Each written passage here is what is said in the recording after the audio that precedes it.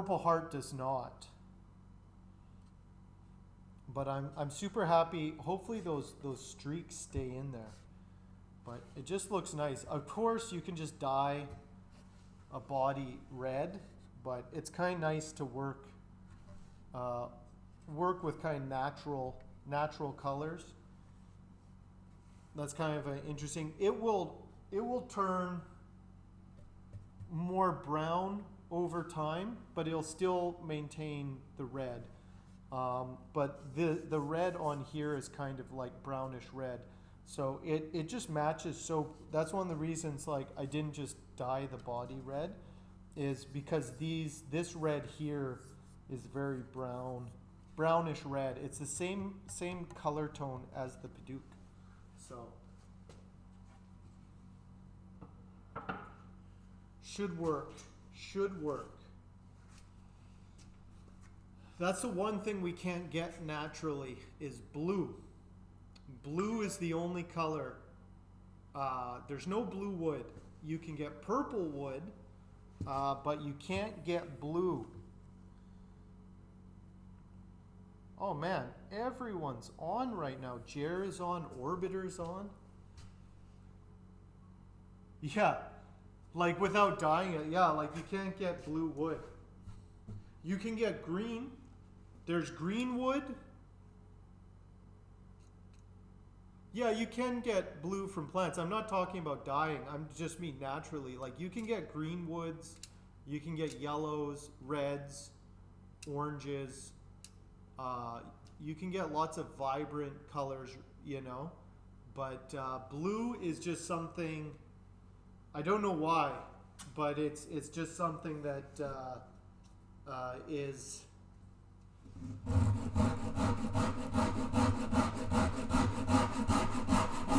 Is kind of a unique color in nature.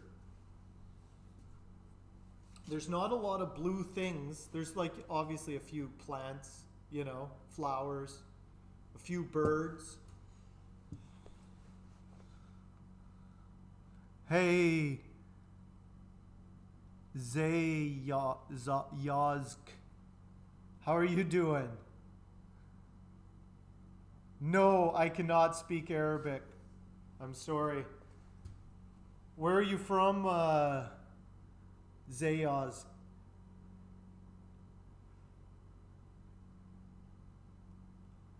I assume that's a greeting, like you just greeted me. I appreciate that, but no. I'm in Canada. There's some Arabic speakers here, obviously, but you don't really hear Arabic too much here. Saudi Arabia, nice. Yeah, in Canada, you don't hear Arabic much. Even on the west coast here, there's not a lot of Arabs. There's a few, but mostly Chinese. Mandarin. Mandarin is probably the most common non-English language out here.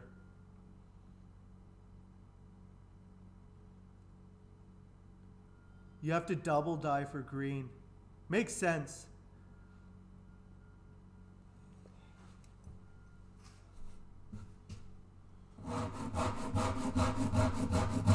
So I'm on the west coast of Canada in Vancouver.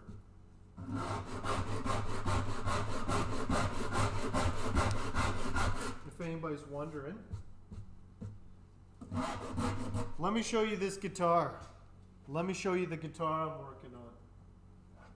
This is the, we're just talking about, you don't see blue very often. Oh, thank you.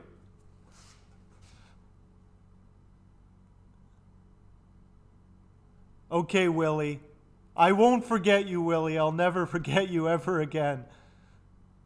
Thanks. It's cold here today. I switched back. The other day I wasn't wearing my toque. It's springtime, and I was like, winter is over. It's time to get warm here. And then it started snowing and hailing, and it got really cold. So, as usual in Canada, they get you one more time. You think it's going to warm up. No deal. back to the toque. In Canada, we call it a toque.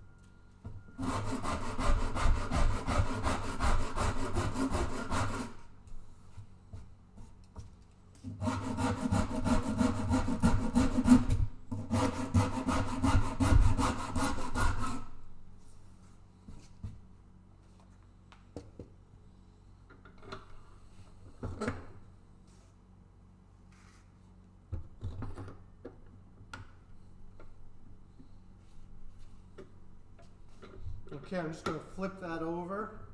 Just keep grinding that down till I can start bringing it down. This is my process. So this is the neck for this guitar.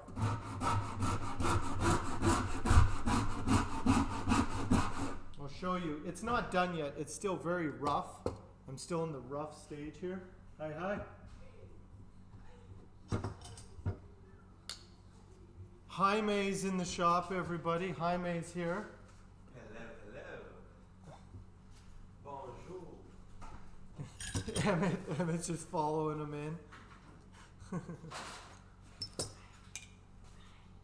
So here's the neck that I'm working on. It's like I said, it's still rough, but it's going to be a pretty nice looking guitar. Once it's and it's going to have chrome hardware, so it's going to be real nice. Just wait till I round over this part here. It'll look interesting once I get that all on there. I think that's starting to look neat. It's starting to look how I wanted it, Jaime. Hell yeah. Yeah, it's starting to look interesting. I got the headstock on.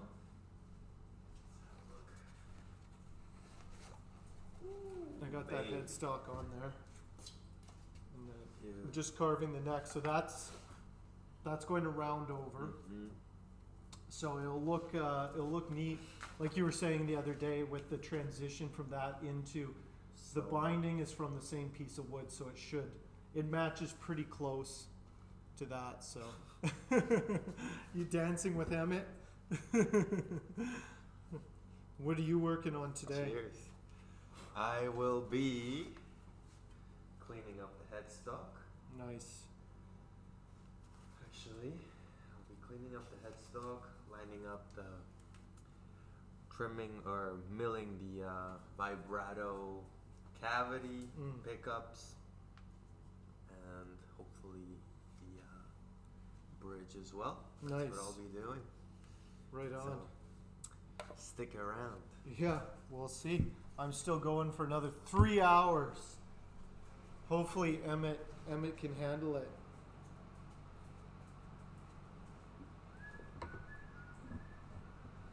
Put that back on there.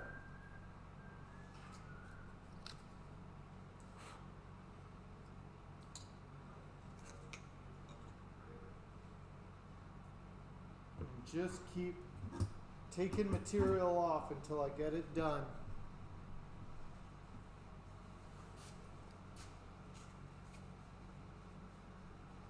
Karen. So Karen, I've made a decision, Karen. The body for the guitar, I think I'm just going to have to send you the whole body because I'm worried about wrecking the artwork by when I glue it on and clamp it on because of the basswood is very soft. So I'm going to cut out the full body for you, sand it up, get it all like pretty much finished. You can just do the art on it and then it's good to go. And then there's just less chance of something messing up on it. So I glued it up the other day. So I decided I'm going to do a basswood body as well. Instead of the walnut body, but it has a walnut strip. This is pretty light, so it shouldn't be too hard to ship it.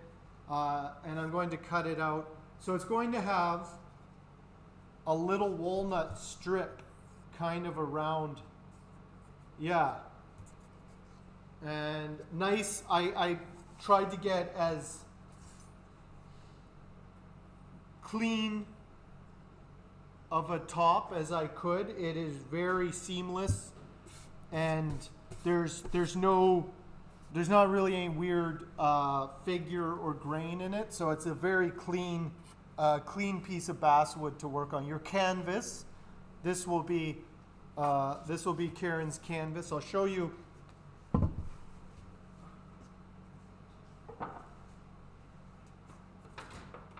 She wants to burn Arroya, so that's going to be the body. And yeah, so I'll cut that out this week, and yeah, should be good to go. And then I got the neck ready. The neck is ready to go. So it's just going to be, oh, adventures and naps. What's going on?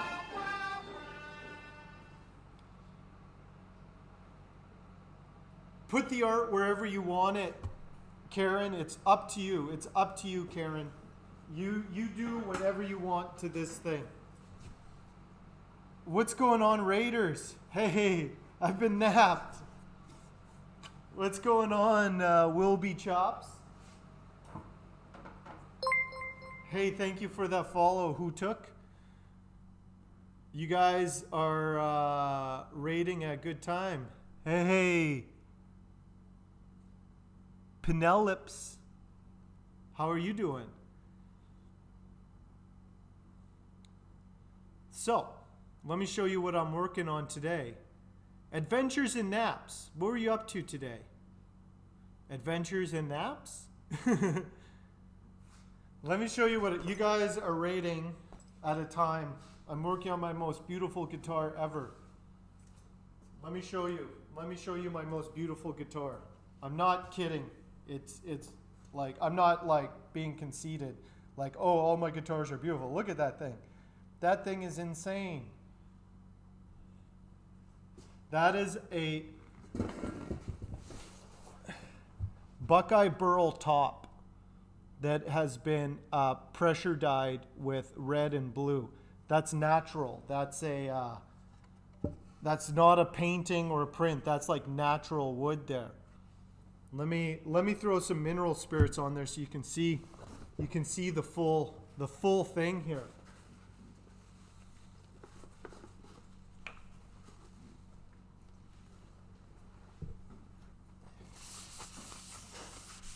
So it's a Buckeye Burl top, and then the body is going to be Paduke.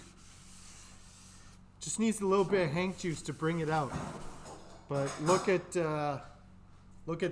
That's what it's going to look like when it is finished. When I put some finish on there, it's going to have chrome hardware. So it is just a very, very insane piece of wood. Unique looking guitar. I saw that top. I didn't make this top. I saw it on eBay, and I had to have it because I could make a guitar with that. It looked like a painting, and so I had to have it. So I'm just carving the neck, and I had enough material to do a headstock. So here's what the whole thing. I still have to trim that, but it's going to be a very, very colorful, bright guitar. Like I said, it just looks like a painting. It's got bird's eye maple neck, and then this is what I'm carving. It's got a Paduke headstock, maple again with the neck, and then I did some Paduke binding on there. Paduke is the redwood, so that's what I'm working on right now. So I'm just rough carving it. Slowly I bring the material down until I can start rounding it over. But I've said it multiple times, but I'm just taking it nice and slow. I'm not rushing anything because I don't want to screw anything up. It's too nice. So I've done this body shape quite a few times. So I'm not doing anything new as far as building. So it's kind of like I'm just working through the process, but I have just the super nice body with it. So over here, I'm just clamping this down, and I'll show you. I'm using a Shinto rasp to carve the neck.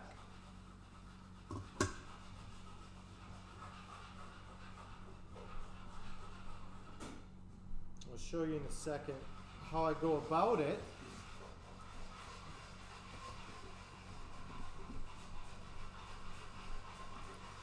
This is a Shinto rasp, and it's a saw rasp. So it's like, just has a lot of teeth on it. It's very good for getting like flat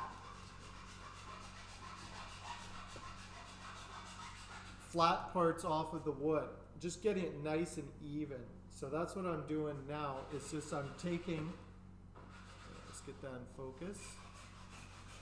Just taking sections off so I can slowly bring the material down and make the neck a little bit thinner.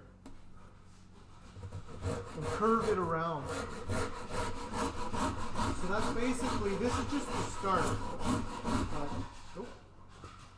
Clamp that down a little bit better. But this is, you can also use a spoke shave for this as well. But that's basically it.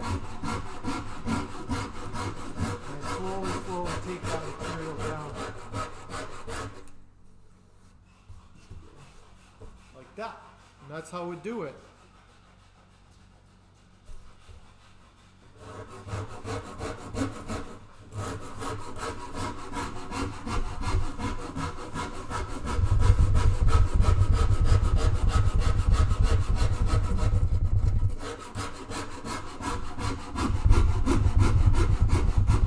Also, for those just joining, I'm doing a new ukulele giveaway. This will be on June 1st. I made this ukulele last year and a half ago, and so I'm doing a subscriber giveaway for this one. So if anybody wants to get in on that, you have to be a subscriber. You accumulate loyalty points by watching. You use those to buy tickets. So if anybody's interested in that, it's a really nice, I made that, that's a hand inlay of Indian rosewood and maple. I'm going to recreate this before I give this thing away. I'm going to recreate this into an electric guitar, which I think will look really nice. So, if anybody's interested in that, that's what's going on. Let's see. You can get the details there.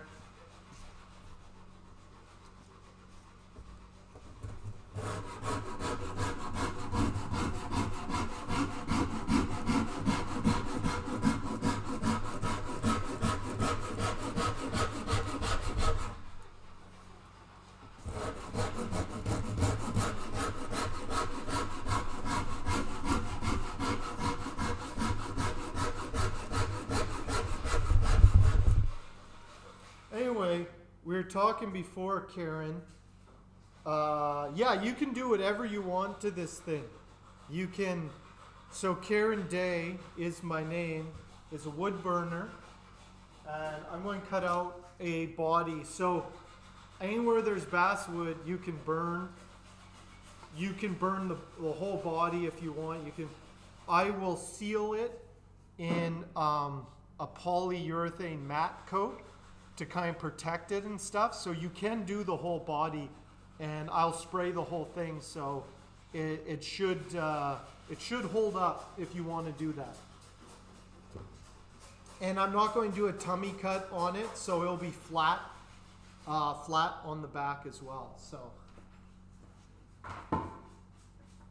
feel free to do whatever you want on that thing. I'm not going to tell Karen how to party. That's for sure.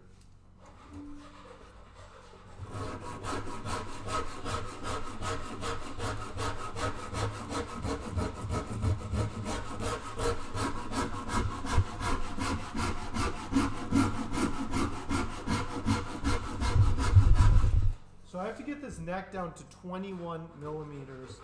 I still got a ways to go.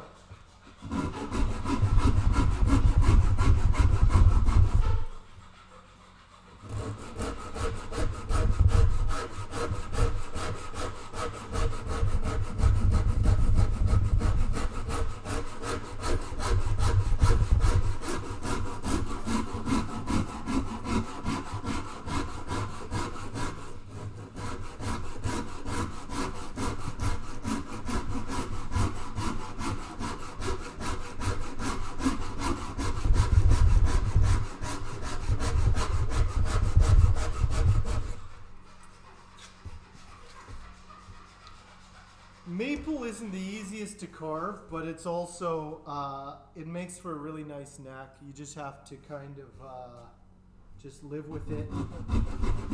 It's not very porous, which is nice.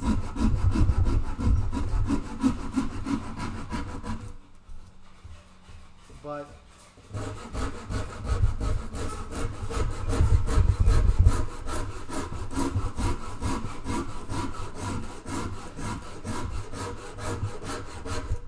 you can see I'm just getting those lines straight.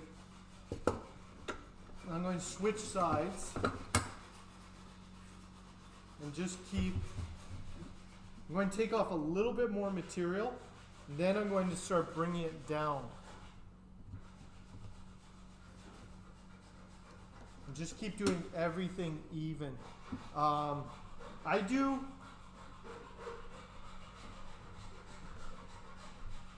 kind of freehand this, well, I just do freehand this stuff. I'm not really marking anything. I carve my necks pretty consistently the same way. I do my neck carve. If somebody wants a very specific neck carve, I try and get it close, you know, but at the end of the day, it's kind of like, I like the feel of these neck carves. Nobody's complained about them. So most people, once they play it, they're like, oh yeah, that feels really nice. So why change? Why do anything different?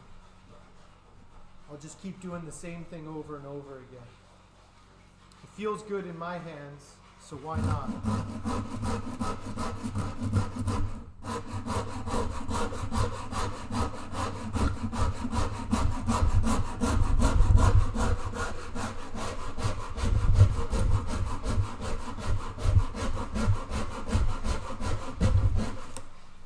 was one thing when I started building.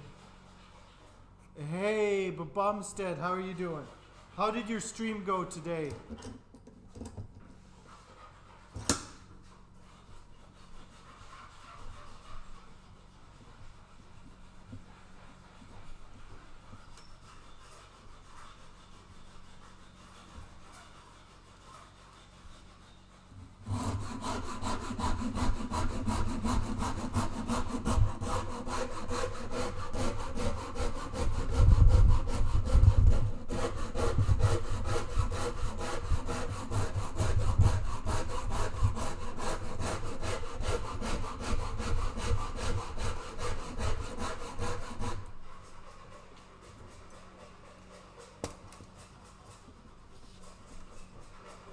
This clamp is no good. I'm going to swap it out.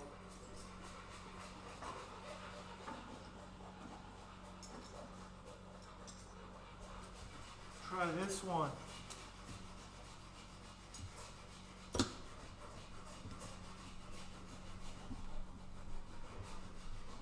I'm almost ready to start rounding it over. And this is the, oh, it's kind of blurry. There we go. This is kind of the interesting feature because I scarfed a different piece of wood on there.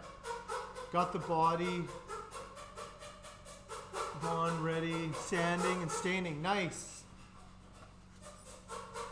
So, Bumstead, when you're carving a neck, do you do Shinto or spoke shave?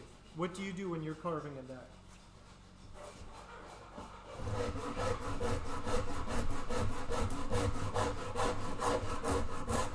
So right here, that's going to round over. That won't be a straight line. That's just where I joined it. So you'll see this line will start to move back and it'll round over once I get a little bit more of the material off.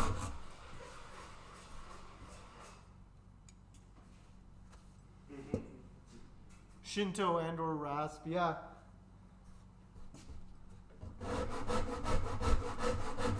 Yeah, that's mostly what I do as well.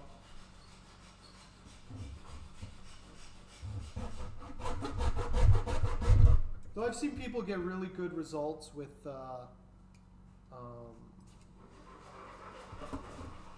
spoke shaves.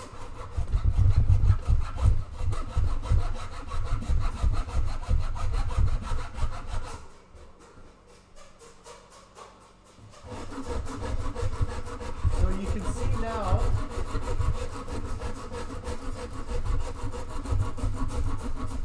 it's doing what I wanted. See, now it's rounded over. So it's going to have this interesting, this scarf. Once this is all carved in, that line, you can see it's not a straight line anymore. So it's going to have this nice curve transition into the scarf. And then there's going to be a volute right there as well. It's a little weird.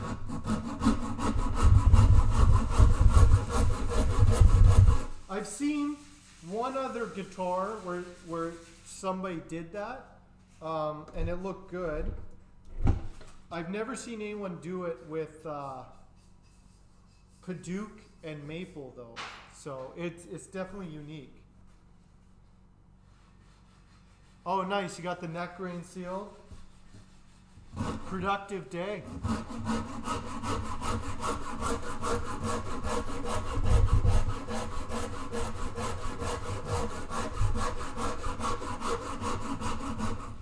So for those who haven't seen it, Bumstead here is working on an acoustic guitar.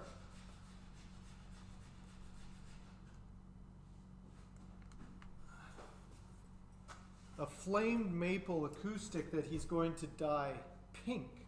Was it pink or purple? What color are you dyeing that thing again?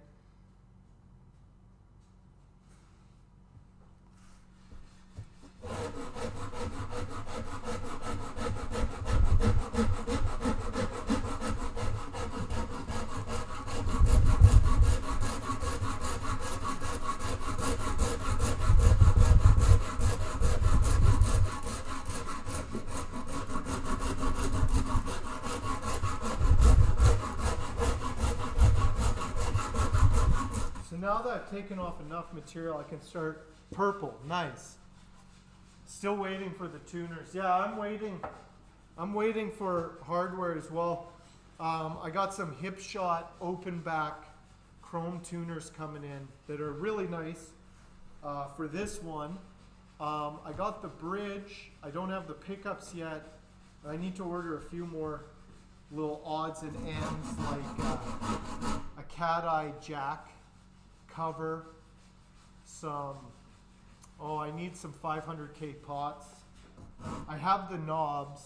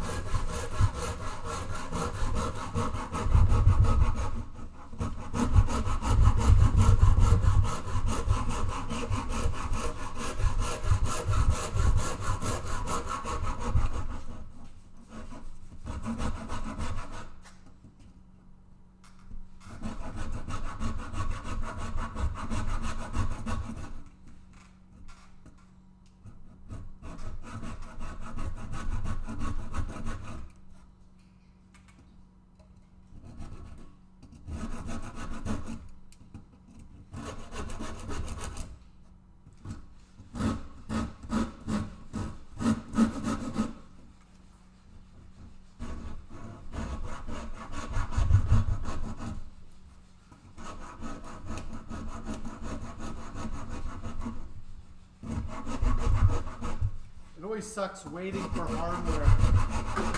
Oh, what just fell? Move that stuff off. Yeah, I like the hip shot as well. I just like the look of them. They work really well. I just like open back tuners. The nice thing with those hip shots is you can kind of put them on anything. They're kind of universal. Like you can put them on like any kind of style of guitar and they work, you know?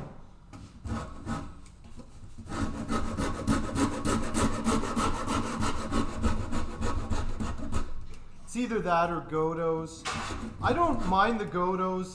The Godos are obviously like a very good brand. I just find them to be too modern looking, too modern.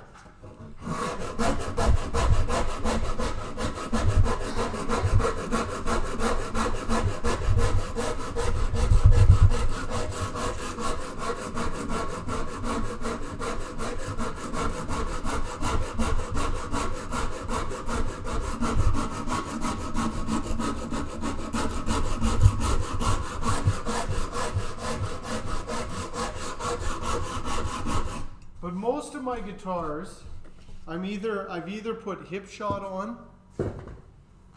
Spurzl has open backs. I'll have to check those out. Most of the time, for my kind of telly style guitars, I'm throwing on Kluson style tuners. So usually it's Wilkinson or Godo or Fender for those ones. And then I'm usually doing hip shot on my other ones. Or Wilkinson. If I need a decent tuner that isn't too expensive, if I don't want to spend $100 on tuners, I'll do Wilkinson, which are fine. They're not locking tuners. That's another thing, is the hip shot are locking tuners, which are pretty handy as far as like, man, do locking tuners make it easier to change strings.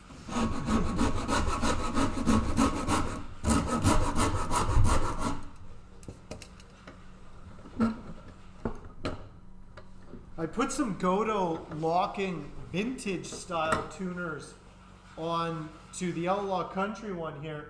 Man, are those, they work, but they're kind of confusing on how to put them on. That's the only downside.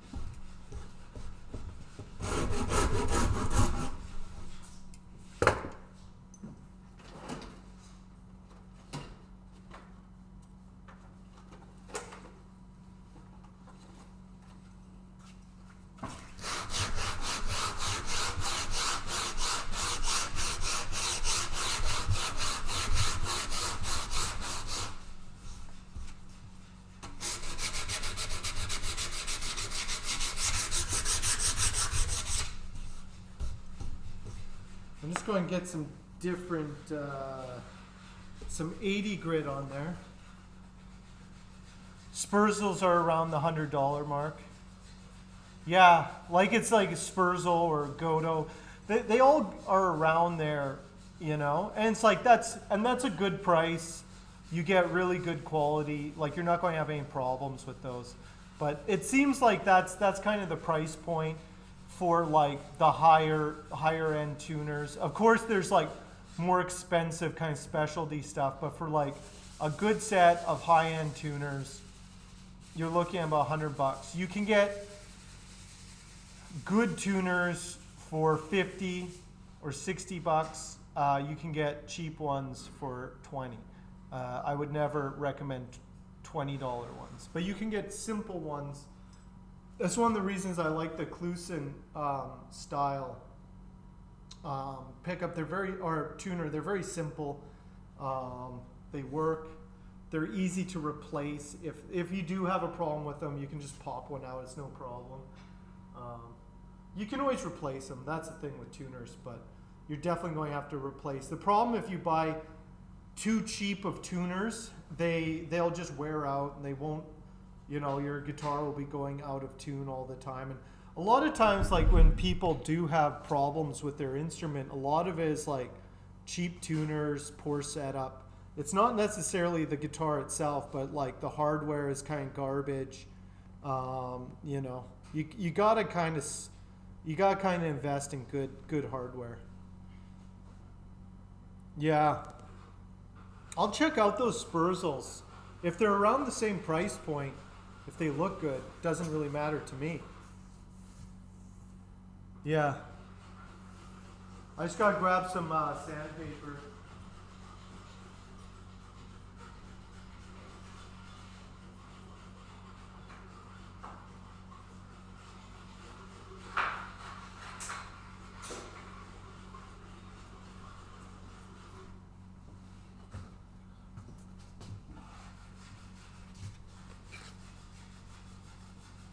Tuners can always be a problem, yeah.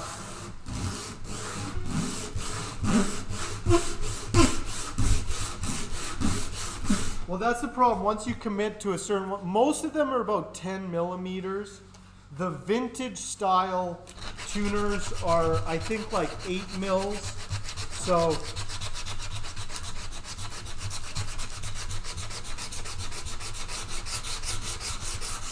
it kind of depends.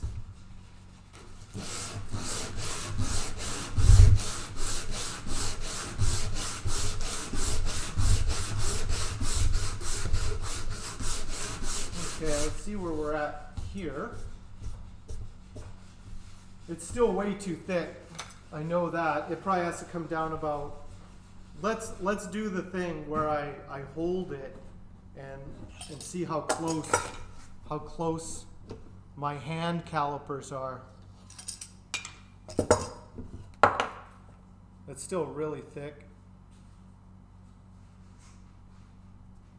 That one's right here. I would say it's about 23 or 24 mils right now, so it still needs to come down about 3 mils, 3 or 4. But I got the curve in there. That curve, it's still really chunky. So yeah, so this is 24 and I want to bring it down to 21. So this is exactly 24 millimeters. I want to bring it down to 21. See, that's why I don't need guides. My hands are calipers. I can just go by feel.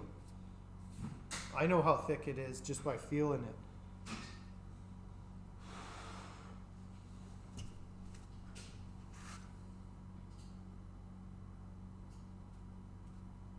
There's a sweet spot. That's why I rely a lot on the feel. That's how I replicate my necks, because it's like I just kind of go for like what feels good in my hand. If my hand is the gauge, then I can pretty much replicate what I do every time. But that's just me. I wouldn't necessarily recommend people, well, Hank just freehands it and it just works out. Don't do my method. It might not work out for you. I don't even know if it works out for me. They all feel the same to me. Oh yeah, the headstock. It still needs to be shaved and drilled, but that's going to be the headstock. It's going to have a Padauk truss rod cover with my HB logo, but I'm pretty happy with the look of it. I got a lot of really nice colors in there.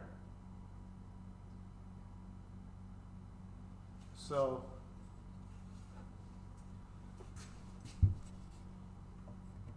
this is going to be a nice guitar. Yeah. And so then that's actually going to look kind of interesting, having that headstock with the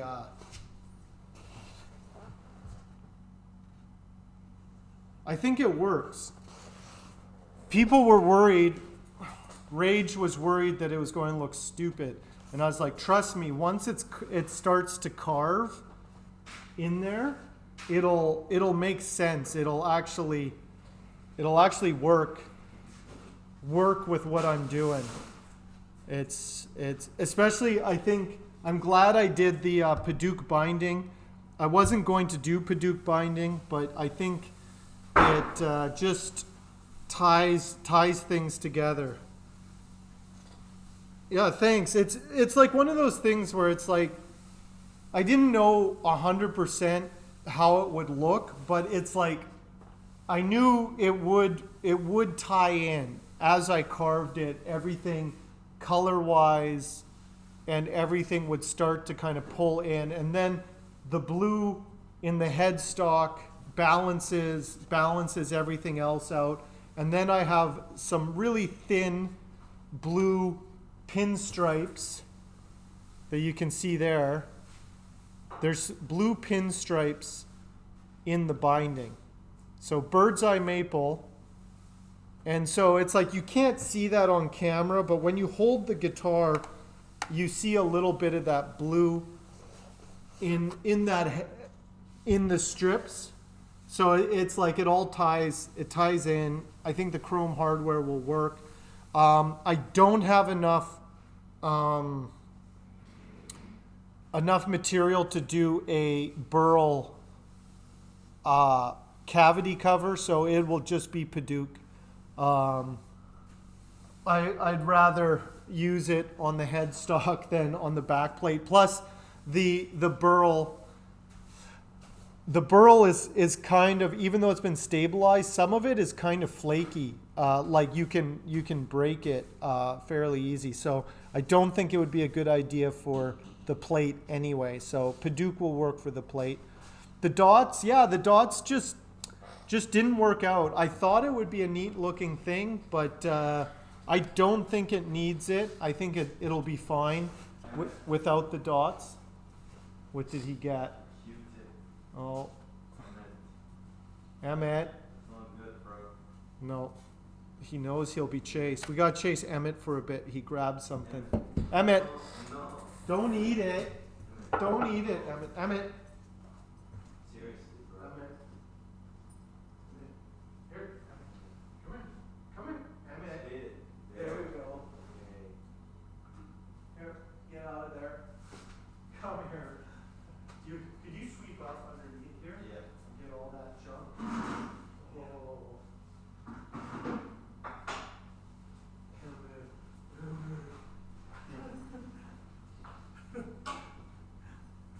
Emmett's getting into trouble. He's getting into so much trouble.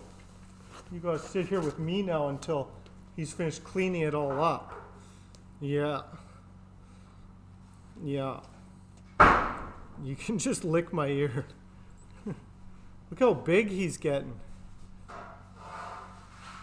So, or are you tired? We went for a bit of a run today. Oh.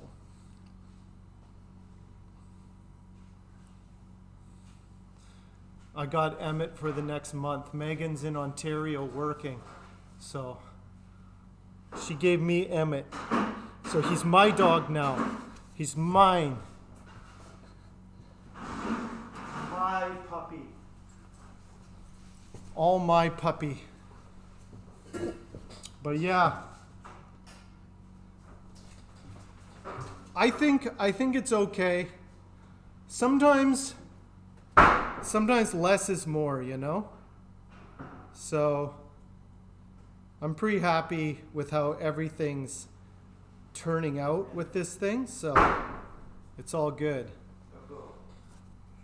He just chased you for it. Oh, did he just get another one? Emmett, come here. Drop that. Come on, Emmett. Drop it. No, Emmett. Emmett. Spit it. Spit it. No, I'm not gonna fight with you. No. There's so many things. He's just, Emmett, there's so many things you could play with right now. He immediately grabbed another Q-tip. Anyway, it's coming together.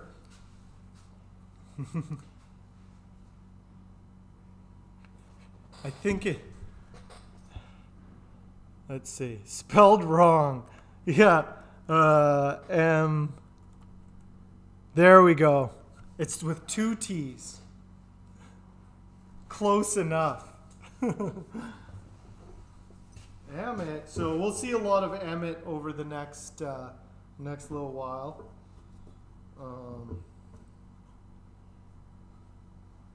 Just taking care of a puppy as he gets into trouble. Hilarity will ensue in the shop.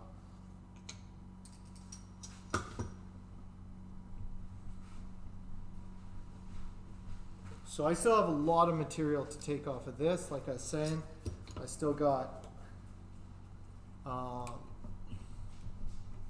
3 millimeters, so that's a lot of material. So I'm just going to keep going.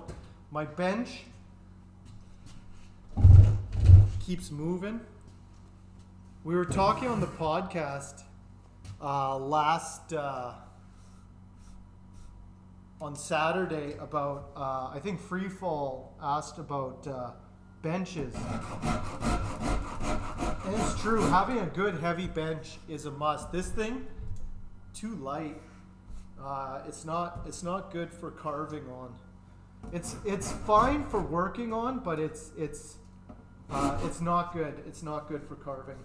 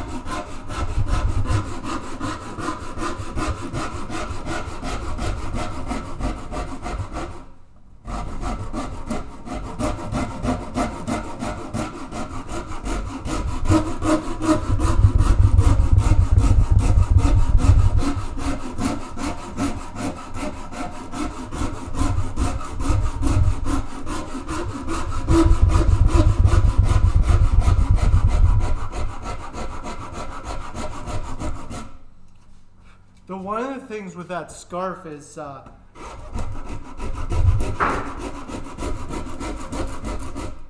it's chipping out quite a bit, so I'm going to actually have to be really careful about that scarf and kind of sanding it more into shape than carving it. But I still got a few millimeters to go.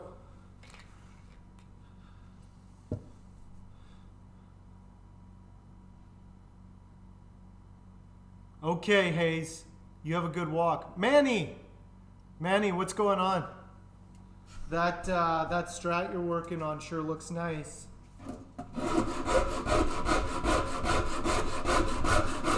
So I got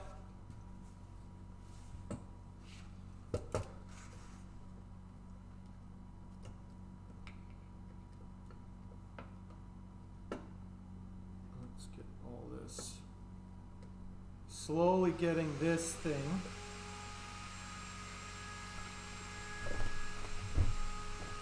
All carved.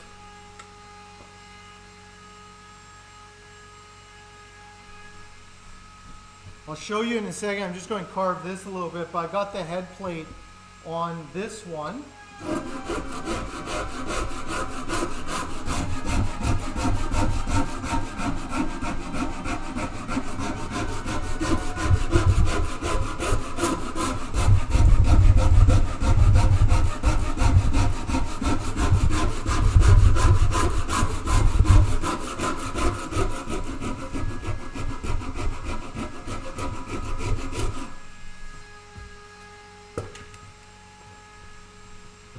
I gotta flip this over anyway.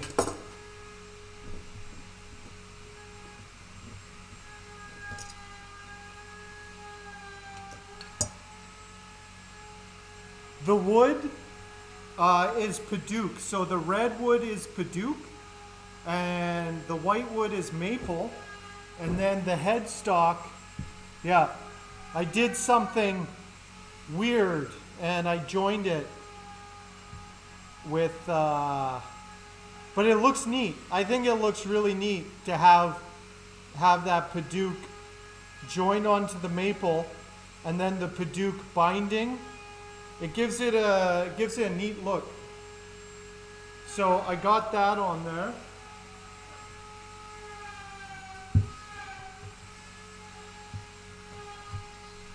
So this one is coming along.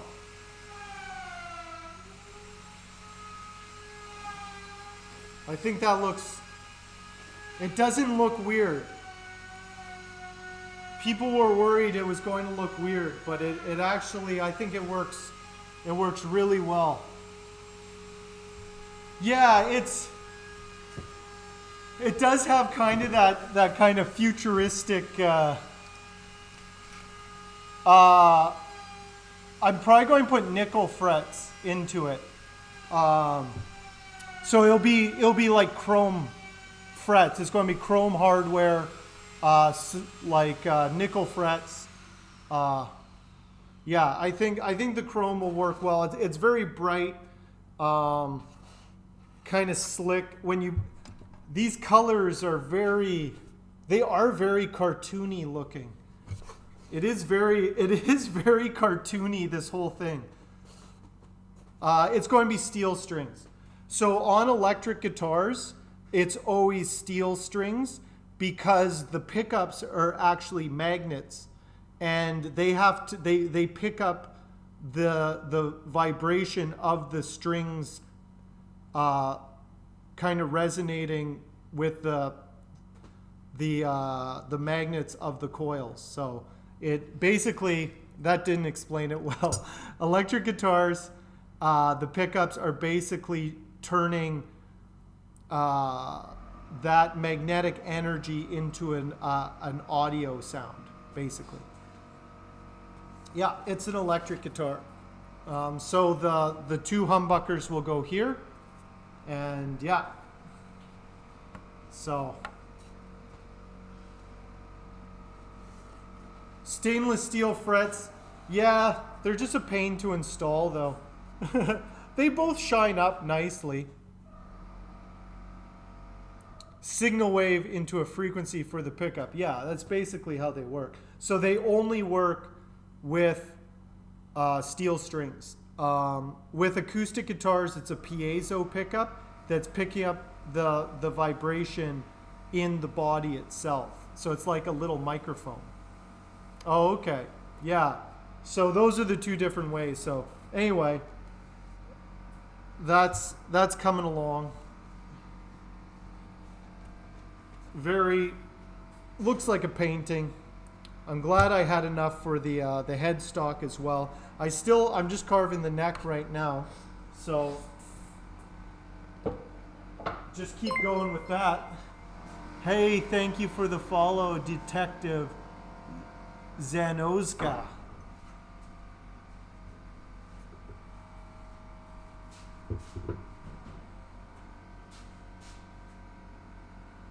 So yeah, right now I'm just taking material off of the neck and just whittling it down. I got about a little bit over 2 more millimeters to take down.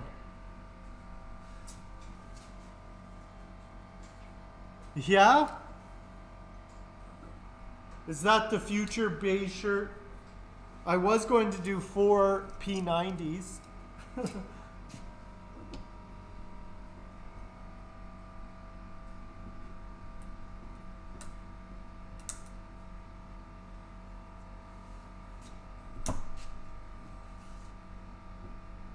What happens if you mix the magnets on the humbucker? So one coil has Alnico 5s and one has like Alnico 2s. What does that do? Yeah, it's an interesting look to that top Phoenix call. It's Buckeye Burl that's been pressure dyed. Hey, hello from Canada. How are you doing, Zanoska? It's not too heavy. I chambered it, so there's chambers. Paduk is relatively heavy.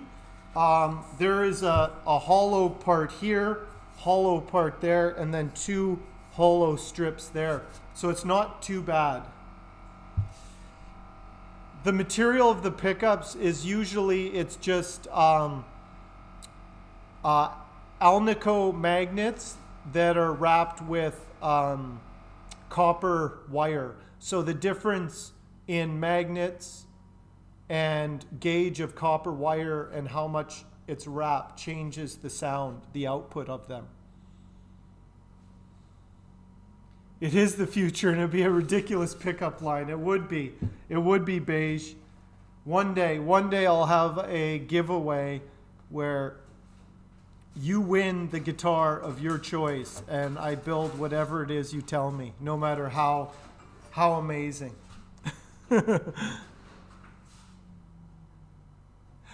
This one isn't going to have sound holes in it. This one has the F holes. It's not so necessary to do the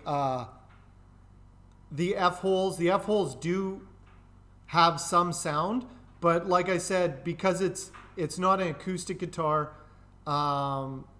most of the sound will come from the pickups, but you do get a little bit of acoustic qualities when you do chamber it. So it will resonate regardless of whether there's sound holes or not. Probably gives you a distorted feel. Yeah, I don't know what it does. Yeah, so then you could do a coil split like what Beige Shirt was saying. So you do different magnets and then you do a coil split. So then you can get like your single coil Alnico 2s. I don't know. That's how I would do it, Beige Shirt. Oh, awesome. Soviet guitars are amazing. I love Soviet guitars. There's so many switches on them. Their hardware is amazing. We were actually, me and Guitar Show Australia here one time, I was just looking at Soviet guitars online. There's some really interesting shapes. Some of them I really like. Some of them are really bizarre. But Soviet hardware is really classic looking, really interesting. Yeah. So there's a lot of different things you can do for sound. With electric guitars, the majority of your sound is going to come from pickups and configuration. The wood has some effect on tone. chambering it will definitely give it more resonance, so longer sustain. But the majority of the sound from your electric guitar will come from the pickups, not necessarily the wood. Whereas with acoustic guitars, different wood combinations can change the sound dramatically. Alnico 8. Yeah, so there's a tone rider. I think it's called like Octane or something like that. And it is an Alnico 8 pickup. I haven't heard it. I was thinking about getting one just to be like, okay, here's some Alnico 8s. The hottest of the hot. You were a trumpeter. Nice. Do you still play trumpet? A Soviet guitar, I'll buy a keyboard. That's the thing, is there are so many switches. Like restoring some of those would be really crazy. Like they just have so many functions and switches. Like it's crazy. Some of them have like 20 switches on them, depending on which model. Those are inlays. That's an ebony inlay in there. Yeah. Pretty classic though. I was thinking about buying a Soviet guitar at some point.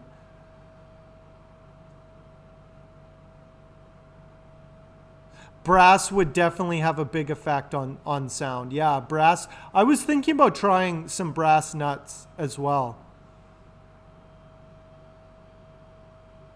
Nice. What kind of music do you make, Phoenix?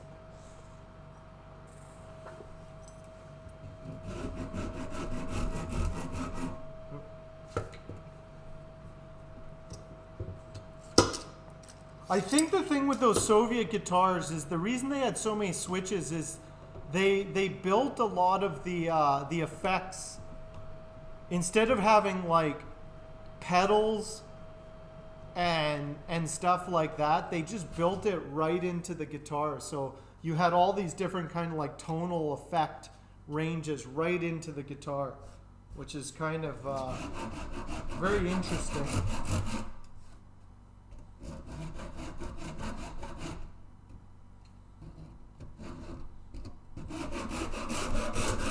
There's a guy on YouTube, that's his jam, is he restores Soviet guitars. I forget his name though.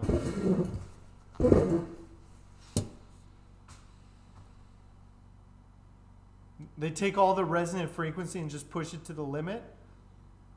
I should try. I was going to try. I've seen a few guys do brass nuts. Brass isn't too hard to work with. It looks nice. You never have to worry about it wearing down. Jazz, blues, hip hop. Nice. Yeah, you just have your pedal board in the guitar. But then you have to remember the sequence of switches you use. That's the thing. I think the downside is like you're playing and then you're like, okay, switch. Turn that knob. It'd be hard to do it.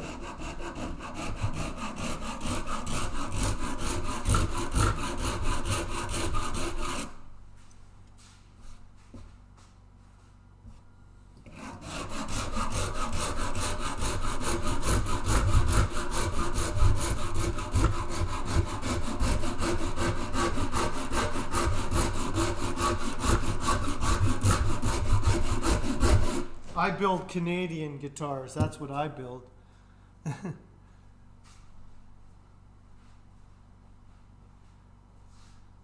Yeah, so I'm on the west coast of Canada, in Vancouver. So that it's the most mild place to live. It's very similar to like, well, like I'm trying to think of something compare, like southern England. The climate is very similar. It snows occasionally, but mostly it's just rain. But it doesn't freeze a lot. Hey, you have a good day too, Phoenix.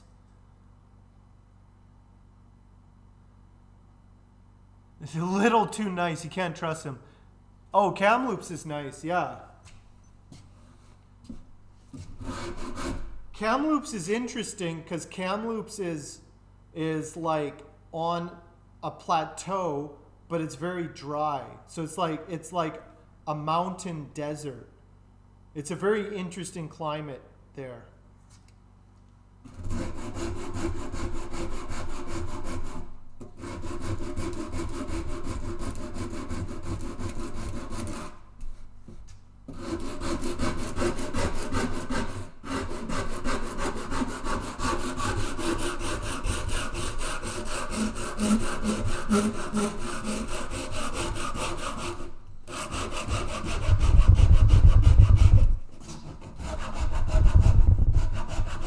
Like BC is so huge. It has so many climate zones in it. There's like desert, there's rainforest, there's mountains, there's ocean. There's a lot of climate zones in this province.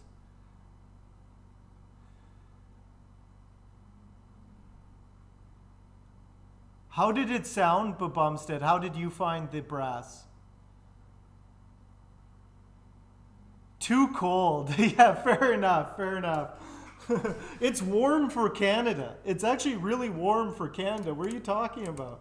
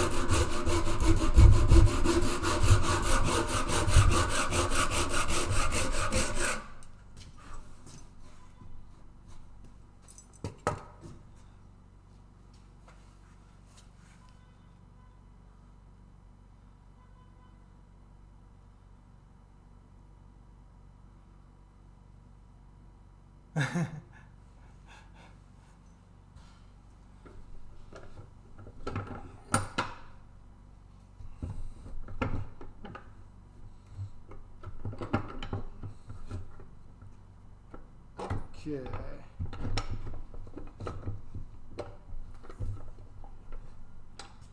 Maybe someday, Detective Zanoska. Maybe someday.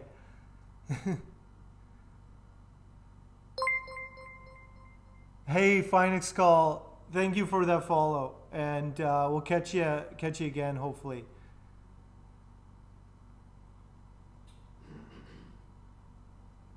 I keep forgetting it's like, oh, Standing with Leather. I know who that is. We'll catch you later, Standing. You're used to 26 degrees Celsius. That's like hot. That's like summer weather. It actually doesn't get much warmer than that here. DJ Raj, yeah, I'm working today, Raj. I'm working today. Totally working today. Carving this neck. This neck has to get carved. I was taking my time. I was biding my time.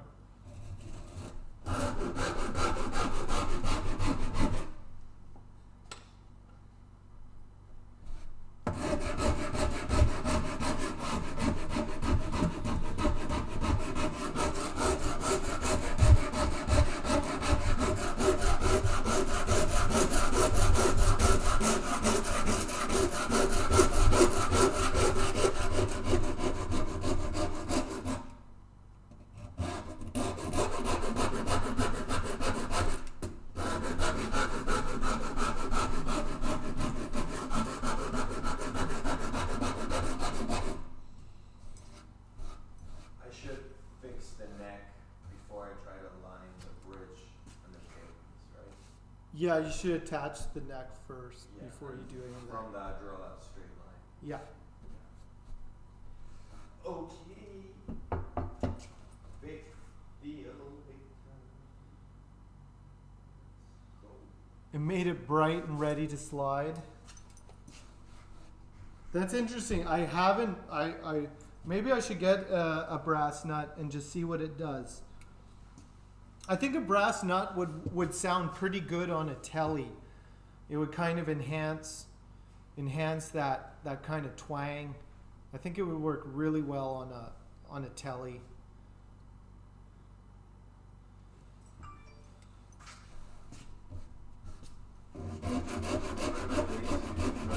Do you have a brass nut on it? Yeah, one of those artists. On a bass. Yeah. That's interesting. It's got like all brass. That's really interesting. What does it do on a bass? I don't know. Oh. I mean, I'm not trained enough on the bass. Yeah, I field don't to be able know, to tell, but it feels good. Yeah. It's heavy.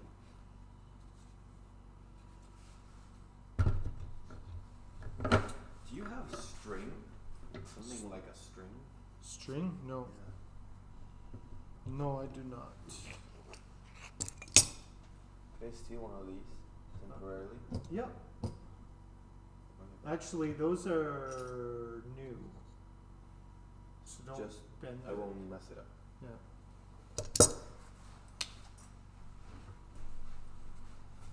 Okay, it's starting to get there. It's close. I think it's about 22 in a little bit. I'm going to say right here 22.3. Let's see how close I am. Right here. Let's see. Oh. 22.7. I was slightly off. 22.7. I was off by 0.4 millimeters. Unacceptable. Hey JLo5, how are you doing? Thank you for that follow.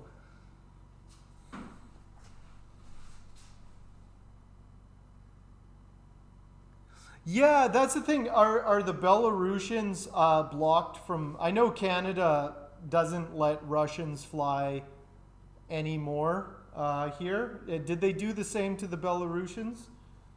They were doing a bunch of stuff like that, which I don't really agree with. Collective punishment on a whole group of people for the actions of their government, but that's just my opinion. But anyway, hopefully you can someday come to Canada.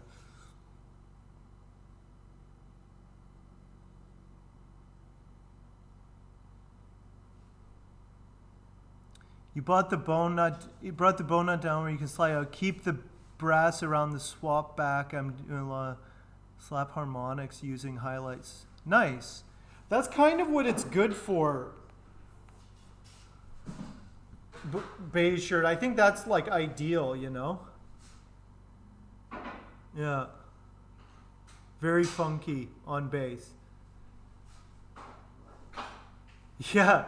Yeah, Trudeau always just like they're even confiscating Russian property here, and they're all for it. And they're just like, oh, we're going to steal the property from this rich Russian guy because Russians are bad. It's really stupid, but Trudeau doesn't listen to anyone anyway, so we're just going to confiscate property now with no proceeding, you know.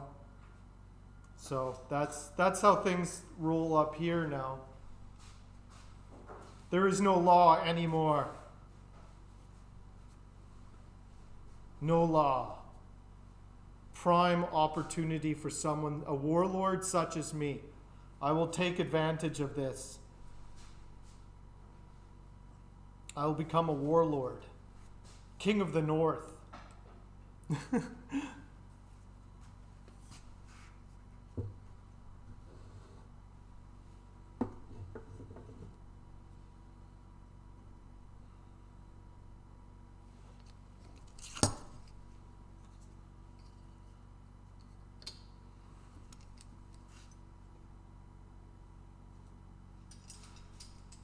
Yeah, it would really suck if you were like a Russian streamer right now. They demonetized all the Russian streamers.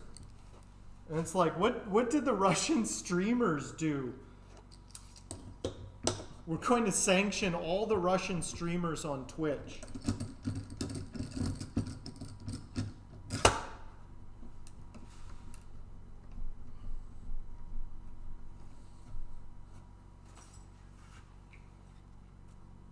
Yeah. Any excuse to land grab. Yeah, like they don't have any principles. It's just about, hey, can we just seize that? Yeah. Hey, yeah, Nifty, I'm working today. The scarf, I'm happy with how the scarf looks. It looks interesting. It doesn't look bad. It looks interesting. I'm just glad it doesn't look bad. It doesn't look like, ugh, that's really stupid. It does look interesting. I'll show you. I'll put it on Nifty just to show you I do work around here. Yeah, that's tape on there to keep the battery in place. That's how I keep that battery in place.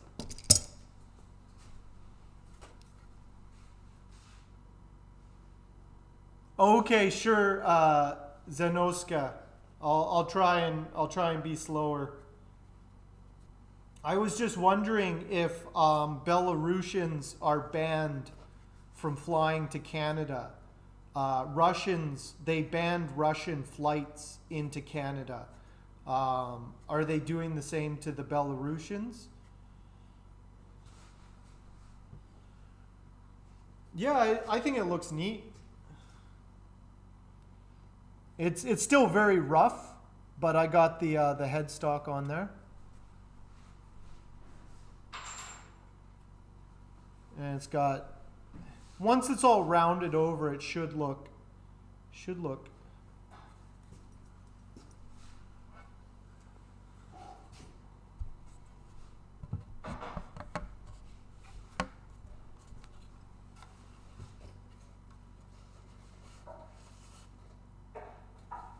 Yeah.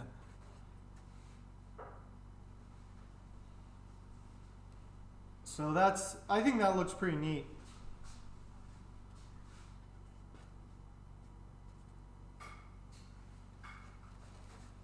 Yeah, I think for this one, it works. I would never do this for other builds, but for this one, I think it totally just, it works. It's interesting without being distracting. It's just an interesting feature. Like I said, I've never seen anyone do Padauk and Maple. I've seen some people do stuff like this, but it definitely gives it a neat look. Yeah, it's just unique. I just want this thing to be very, very different. Even though as a guitar, it's not going to be crazy. Though I am interested to hear what the chambered Padauk sounds like. I've never heard a Padauk body. I chambered it quite a bit because Padauk is pretty heavy.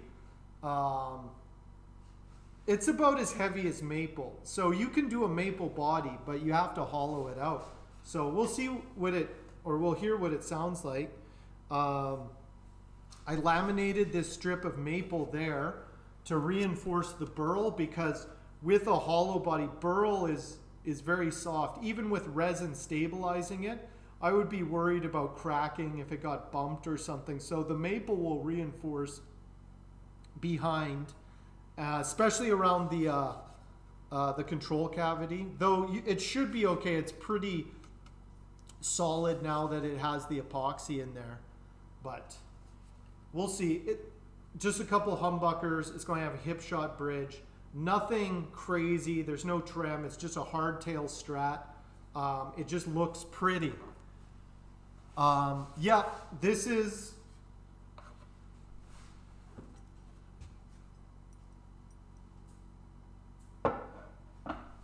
This is the workshop here. Jaime is another builder here in the shop.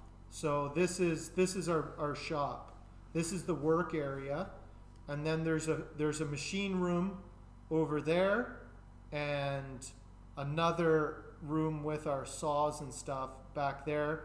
There's a spray booth there in the light, and then the gallery room is over. Oops.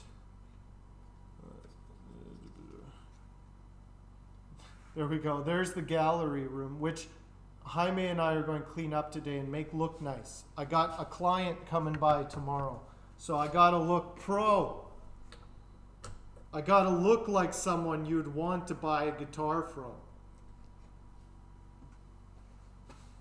Emmett has trashed this place. It's a complete mess.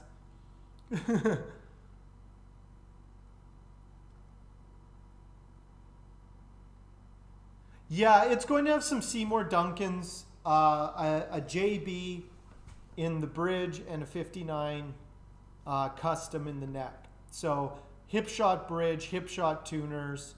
It's going to have some good solid hardware, just very solid universal hardware. An artist with a burner. Do you burn wood? Zenoska, do you burn wood?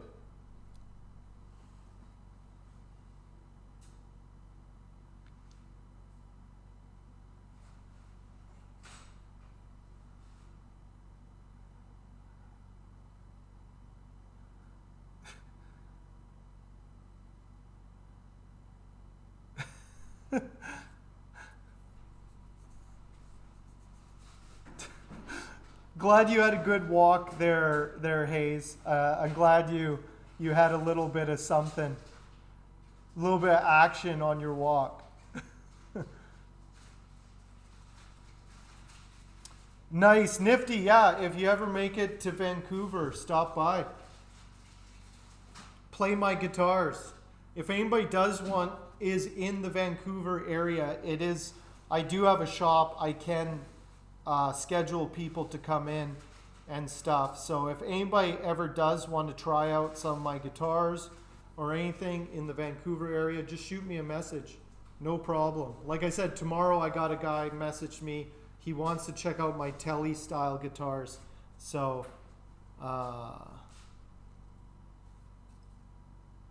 feel free to hit me up. Also, Rufus Guitar Shop on Commercial Drive has one of my guitars as well.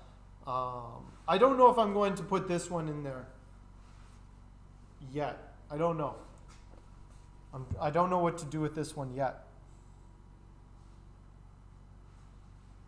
Nice.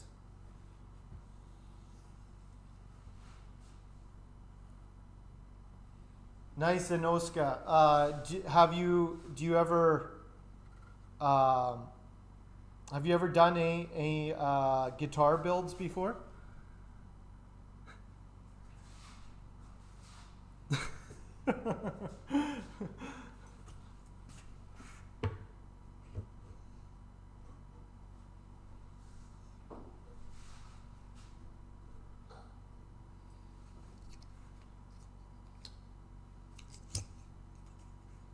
Okay, time to keep going. Actually, I should measure this to see how much material.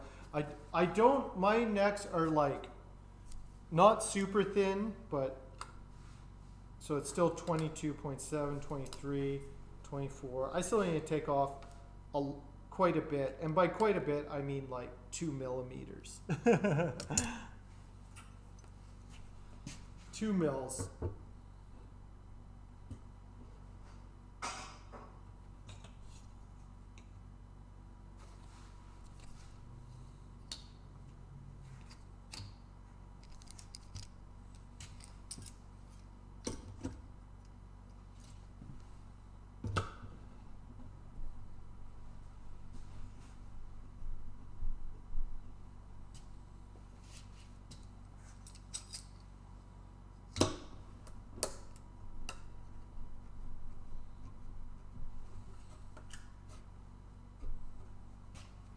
Anyway, it seems like not very much, but 2 mils can definitely change change the feel of a neck. It's not. There's a lot of subtle things that can kind of change the feel of a neck. But good thing. Seems like things are kind of picking up, which is nice. Getting a bit of interest now that I'm starting to like advertise my guitars, which is good. So hopefully get a few more people. We want to have an event here. Actually, speaking of the shop,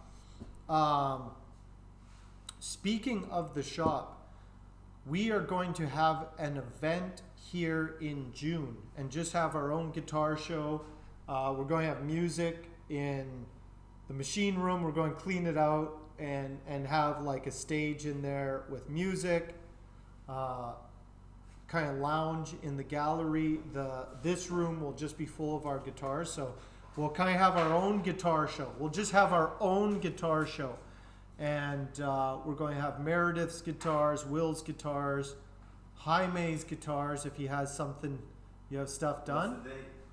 I can't remember. Sometime in, I think, June 25th. So you still got a couple months. Okay. Yeah, you'll have some stuff. So like just another one. another one. Yeah. Hopefully two. I think you can get two more done by then for sure. So we're going to do things. We'll just have our own guitar show. We have a date. Yeah, it's good to have deadlines, like just kind of an event to have things ready for. This is a kind of random question. Okay, Hayes. Good luck. Are you working with Blender today, Hayes? Soon.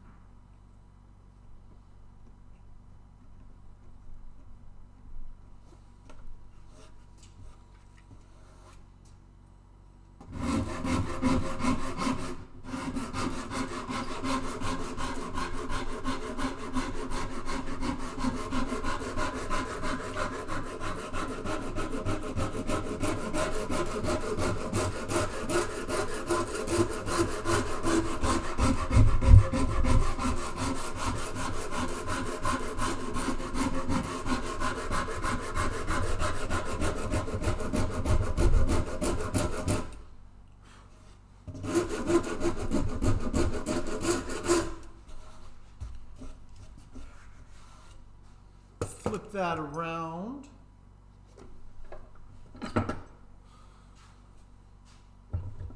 Getting there. I should have this deck, or sorry, this neck. It should be all carved today or tomorrow. I'll probably be radiusing the fingerboard and then throwing frets in on Friday. It's getting pretty close. Yeah, Nifty. I want to really start doing more video stuff. Doing more Luther Uprising stuff on YouTube.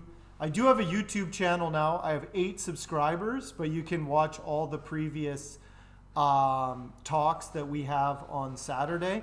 I need to figure out what I'm going to do this Saturday. Anybody have any ideas? I thought that I'm going to set it up better. Each time I do it, I get a little bit better at figuring out what I'm doing and what's kind of appealing and stuff. But I was chatting with Will and Rage last Saturday, and we were just spend a lot of time just talking about other boutique guitar builders. And I need to, while we're talking, throw those pictures up on screen. I need to set up a second monitor just to run my other stuff on, so I can click on those things and just kind of show them on screen and stuff. I think that's pretty good, even though there's a lot of things I don't like about kind of social media stuff, like reaction videos, but it's more due to the content than anything. And I was like, oh, well, like, we don't have to talk about pop culture and celebrity stuff. We can just talk about other guitars that we like and builders and things like that, and react to different guitars that we haven't seen. It was really good talking to Will, just because he's so knowledgeable of like boutique guitars and other builders. He knows a lot of cool stuff, and I think that's a pretty nice platform to kind of share that stuff. ZBrush is fun to work with. Oh no. Yeah, that's the thing, is like Blender is free, but ZBrush, I remember when ZBrush came out, and it was a neat program. It used to be free when it came out. My nickname is translated Detective Splinter. That's a pretty good nickname, Detective Zanoska. Actually, that sounds pretty good. That sounds really good. I like Zanoska. Detective Zanoska.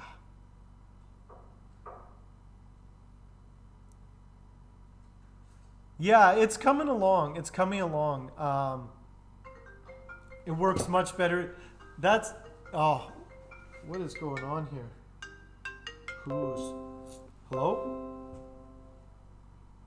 I'm okay. What can I do for you? No, I cannot. Bye. That was weird. I got a call and the guy was like, hello, with an Indian accent, and I'm like, hello, what can I do for you? And he's like, I'm sorry, can you speak in Hindi, please? I'm sorry. I'm like, I don't know. No. And he's like, oh, well, you have a good day. They're probably, I don't know. So I don't know if it was a scam call or it was a genuine wrong number.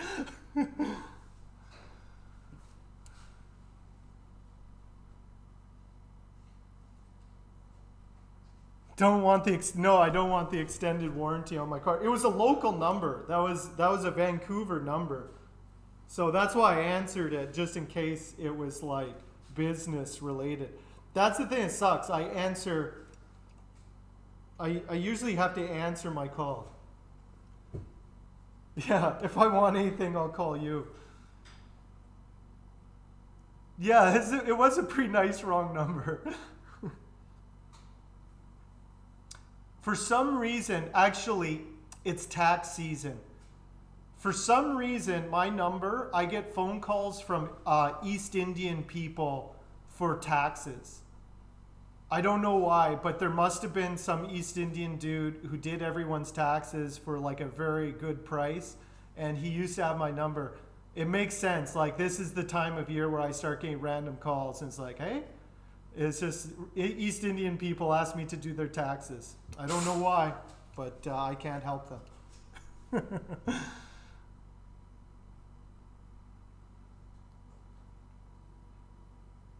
Yeah. Can you get a like a 30-day trial for ZBrush? It's a scam. It probably is. They were just trying to get my voice. It could be. They were just trying to record my voice to use it for other things. Yeah. Oh yeah. Oh yeah. That'll never change. That'll never change, beige shirt. It's part of my brand, beige. It's part of my brand.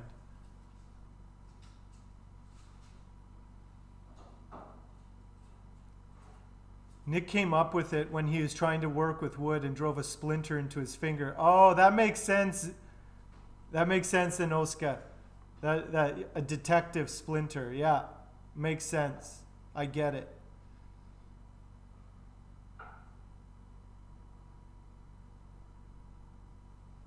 Make them hang up. Yeah.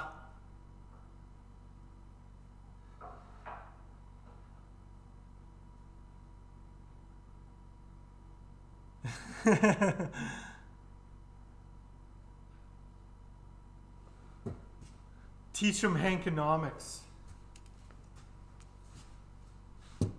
Yeah, sometimes I would troll the scammers. This one time, I had a long conversation with a scammer. I was just telling him everything that was wrong with his life.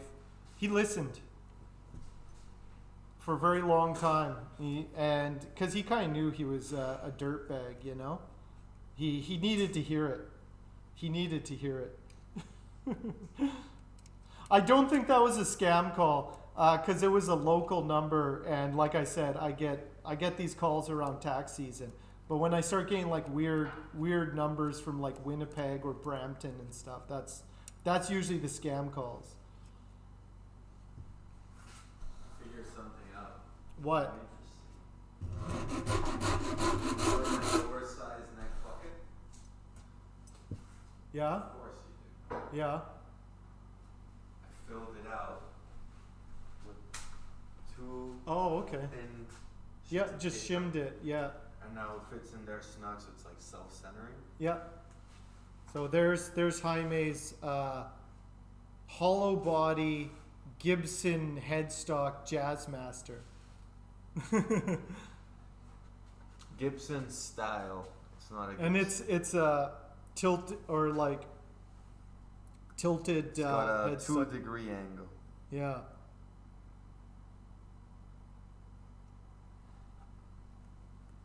It's very, very hollow inside. Yeah. Mahogany body with a spruce top. I'm interested to hear how it sounds. Yeah. Feel the weight. How is it? Oh yeah, that's very light. Very light. Oh yeah. Yeah. Yeah. Oh. Don't want dented. Nice. I almost did some work. Very thin. note. Thanks, Bob Umstead. Yeah. Well, I'm interested to hear how it sounds. Cheers. Yeah. We'll hear it soon enough. We'll hear it soon enough. I think I'm gonna drill. Nice. Do you happen to have an extra set of screws so that I can get you another set For what? for The plate? not the plate, just the screws? I think I only have black ones. I don't have any silver or chrome screws. It's temporary, so anything will do. I need Actually, those. let me double check. Let me see. If they're temporary, Actually, I got some. do you? Okay. I have a bunch of like random ones.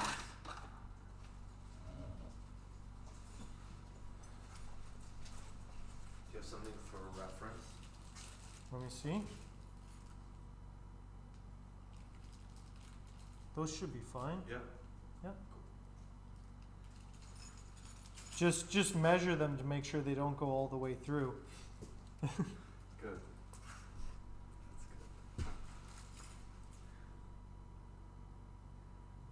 Yeah, just put them on hold. Manny has the right idea. Just a minute.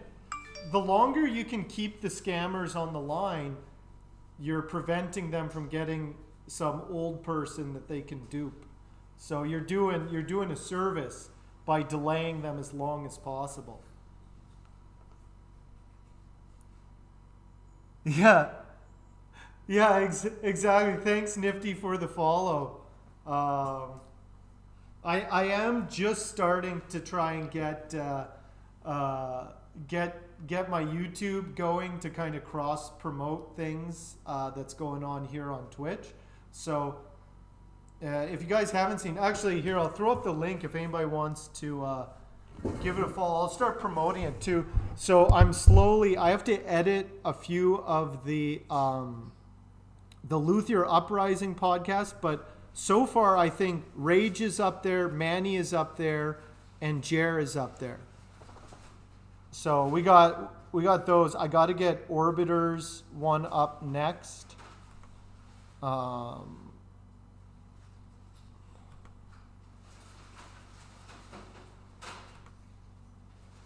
Yeah. Oh wait, maybe I only have.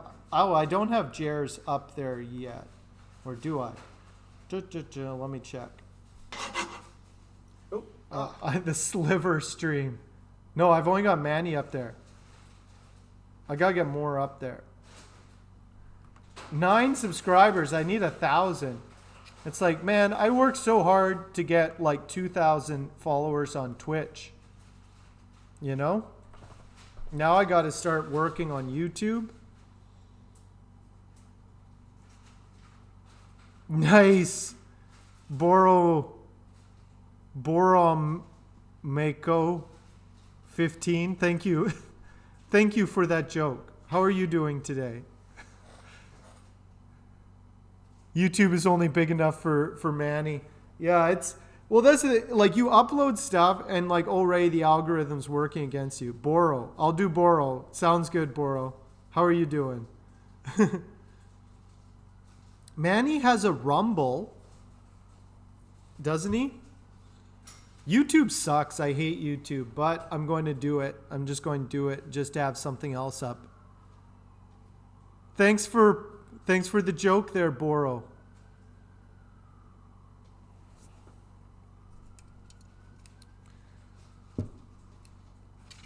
The YouTube algorithm just immediately works against you, you know? You have to just keep uploading. I haven't been uploading enough, but I'm working on it. I'm working on it.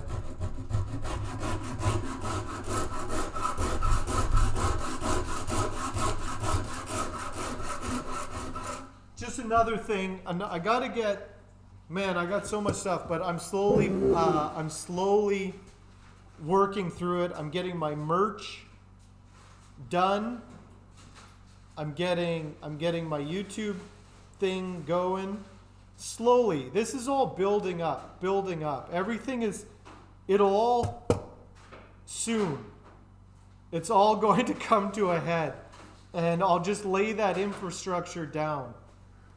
But it's kind of annoying doing the YouTube stuff because now it's like I stream, I work here, and then I go home. I'm like, I don't really feel like editing videos right now. So I need to just hire a videographer. That's what I need to do. Except I can only pay them in Hanks. I need my cryptocurrency to start gaining real value so I can pay people to work for me in Hanks.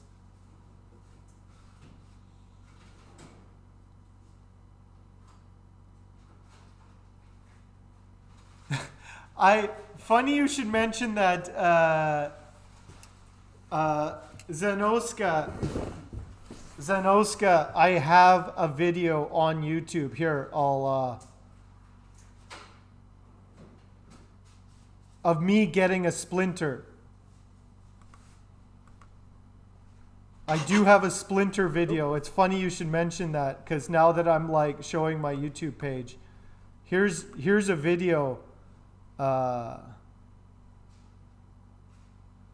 Here, maybe I'll just play it.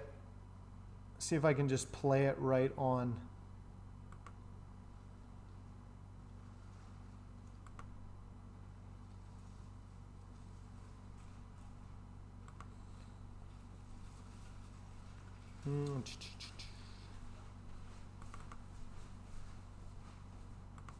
Where's my window capture? Speaking of slivers, this is the time I got. So this is on my YouTube channel.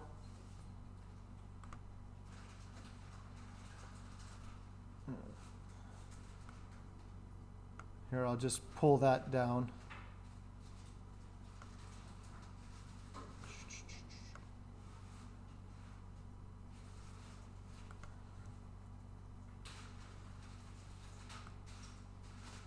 I'll play this for you.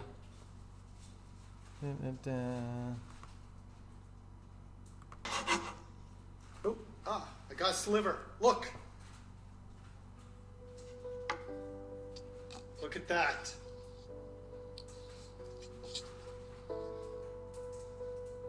I think I'm going to have to stop the stream, guys. I can't go on. It's just in there too deep. I can't do it. I'm about to pass out from the pain. But maybe I can find the strength. Ah. No, I was just being over dramatic. There we go. That's yeah, there's the time there. That's the time I got the sliver.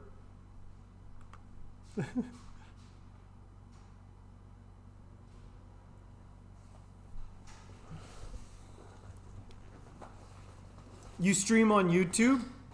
I've never streamed. I did some streaming on YouTube a little bit, but I'm mostly on Twitch. It was painful, Karen. You have to acknowledge my pain.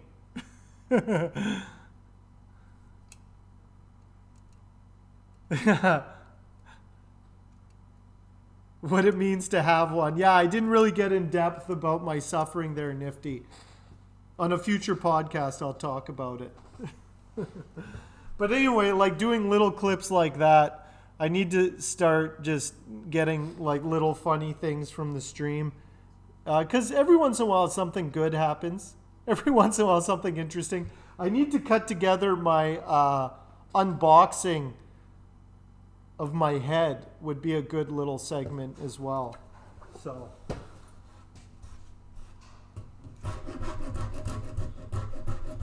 So much media, but it all has to be presented in the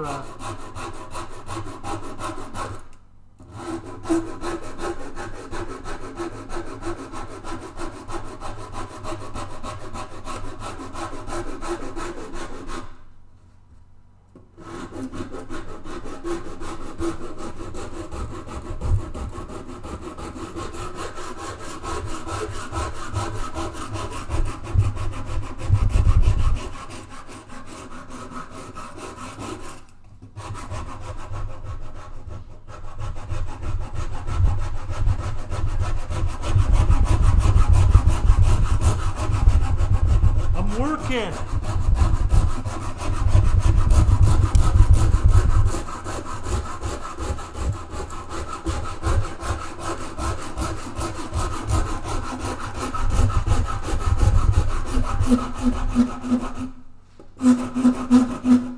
See that?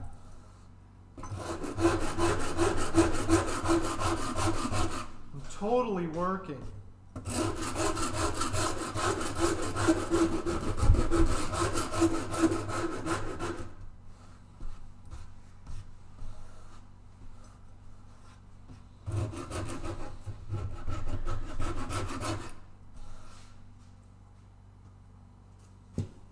Now I'll just lean on my Shinto rasp. Yeah, I do need podcasts. I was, what should I do this Saturday, and who should I have on? Who do you guys want to chat with on Saturday?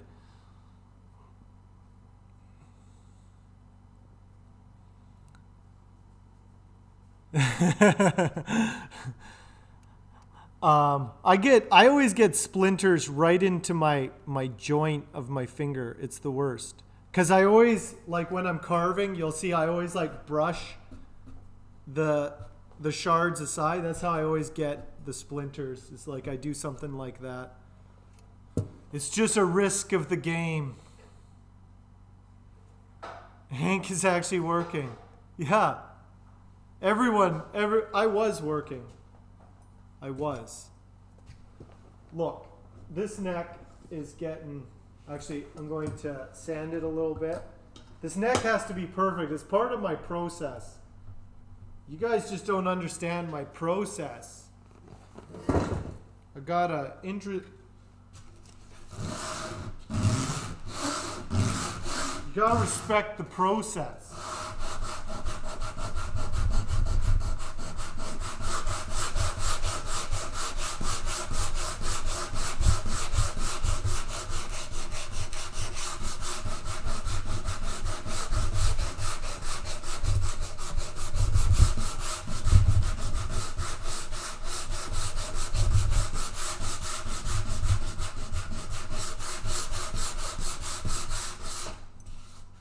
Let's see how that feels. Still too chunky already, I can tell.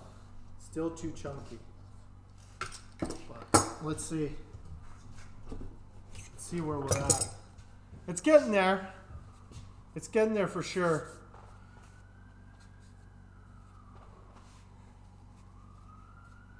Yeah. Look. I'm not telling anyone to mimic how I build guitars. That's not the point of this stream.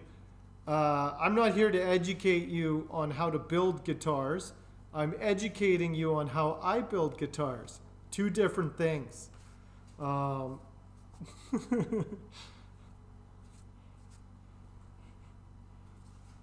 This is my process. You want to see efficiency? You go on to the Guitar Show Australia stream. I don't have to be efficient. Manny is so efficient. He's efficient for all of us. It's easier just to recommend Manny than get work done. People ask me all the time. They're like, Hank, can we see you do some work? I'm like, just go watch Manny. I'm busy chatting with my bros. Yeah. Yeah, I'm happy with it. It's still a little, like I said, it's still too thick, but I can start bringing it down a little bit more. I think that looks good. We do what we call the right way. You can do it the right way, or you can do it the Hank way. Dude. Just chatting.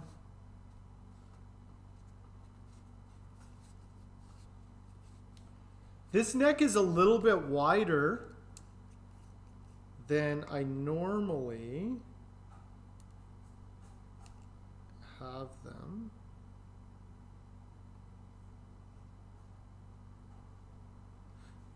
Normally I do more vintage specs, which actually is only like a millimeter less, but it does feel a little bit wider. I still need to take more off. There's too much wood on this neck. Too much wood. That's the problem. I need to fix that. I'm going to switch up my tools now.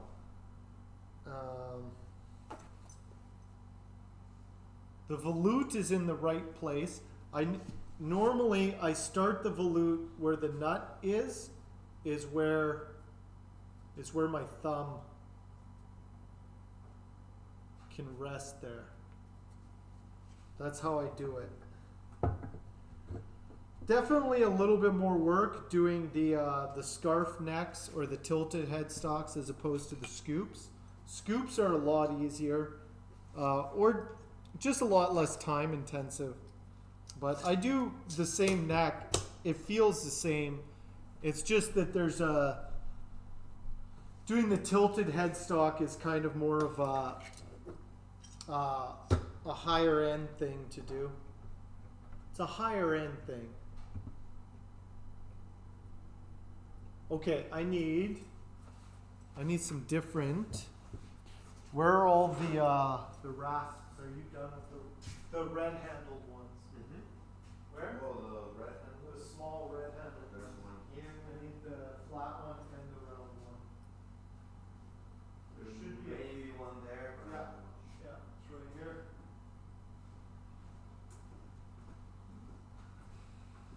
is it possible to carve the heel after? Yes, you can, but it depends if you're doing a plate or ferrules. Ferrules, yeah. So if you do ferrules, you can carve it a little bit more. It's time to do the volute, everybody. Yeah, fair enough. That's why it's like the vintage Fender, I think, is like 42 mils. The modern is like 43. This one is 43 mils at the nut and 56 mils at the base. So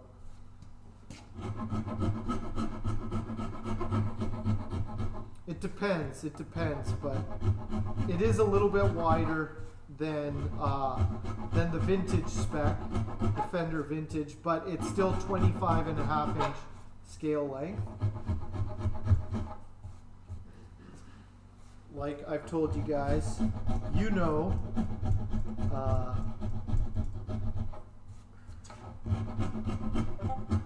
I do a lot of Fender spec in my builds.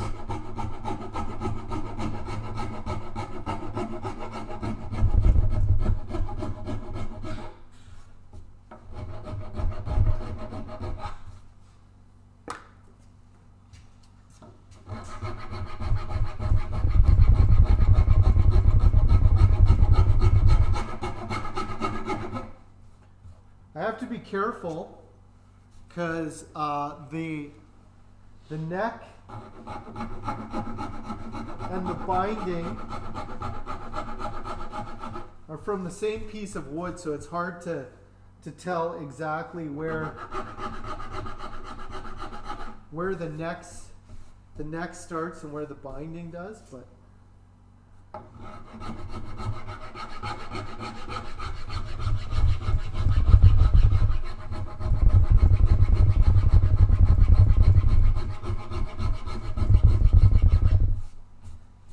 doesn't look too bad. I'm happy that line, it's kind of neat looking.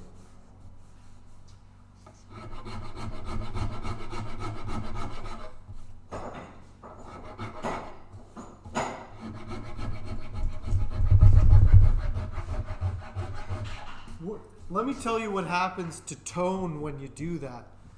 That's what I always have to do, is justify everything I do in regards to, like, it enhances the tone. Let me tell you, Babumstead. Let me tell you the secret here, Babumstead. I want you to know what I'm doing here. I just chose that. I'm going to bombard Babumstead with my.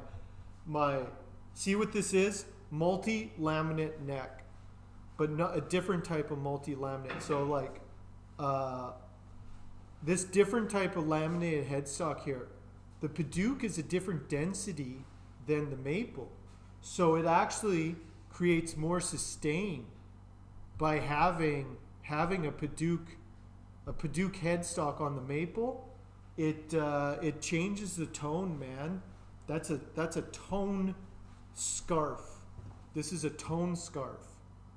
And everyone knows Padauk has the best tone, but I still want the maple stability through there. So it's like the transference of the Padauk tone into the maple neck creates a completely different landscape of sound for your instrument. That's why I do that. You probably didn't know that. Now you know. I'm educating you.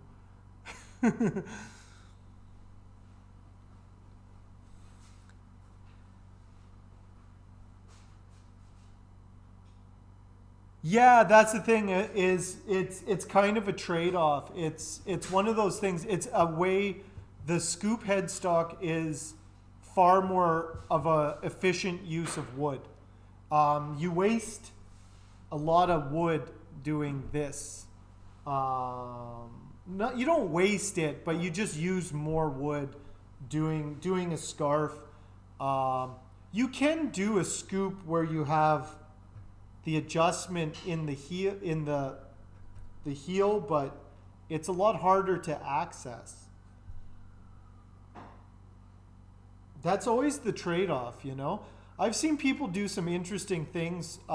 Luke, have you ever seen where they do the wheel, and it's like at like the 12th fret or something like that, or maybe no, the 14th fret. So like you access the wheel through the fingerboard. There's a hole right there where you can access the truss rod. It's kind of interesting. Or you can access it down here,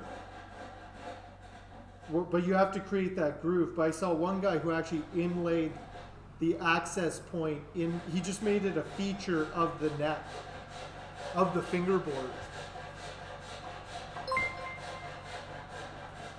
Hey, oh heck, thank you for following.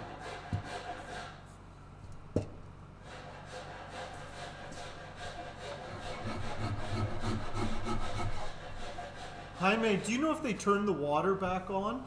I don't know. No. They turned the water off on our shop. Supposed to be from 9 till 1. I don't know if they're still working out there. How will we use the toilet? Actually, I just went to pee. Did you? I flushed. It's all good? Yeah. Oh, good. Okay, so we have water.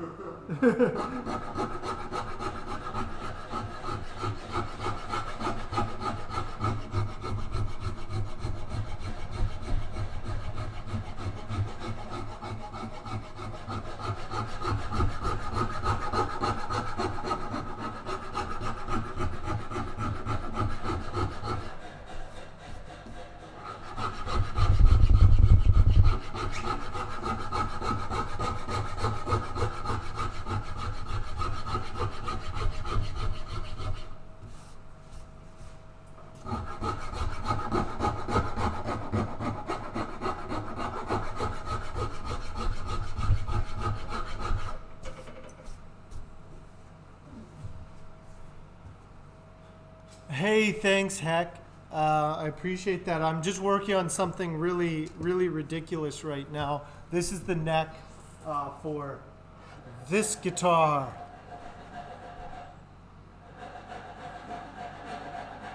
So it's going to be a very fancy guitar. Padauk body with a Buckeye Burl top. Yeah. Ridiculous guitar this is going to be.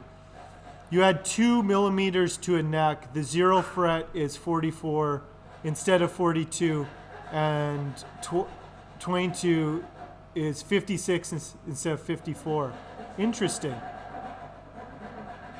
Yeah, like there's nothing wrong with a wider neck. I think it's definitely, you don't want it too thin, you know? I've done some that are like 42, little bit under, and they're very, the string spacing, there's a few things you'll pull those strings off the fingerboard if you bend them too hard, you know? So having that wider fingerboard is definitely a good thing. Yeah, it's a crazy guitar, oh heck. Crazy guitar. I'll show you the neck in a bit. I have a matching headstock to this one as well. So this, hopefully it'll be close to being done next Friday, and I'll have it all assembled by then. Hey, thanks, Nerd Devin.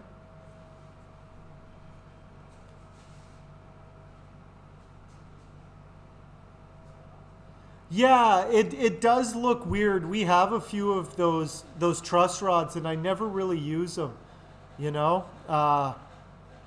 Will did some on his guitar, and it worked. It did look good, and you don't have to worry about ever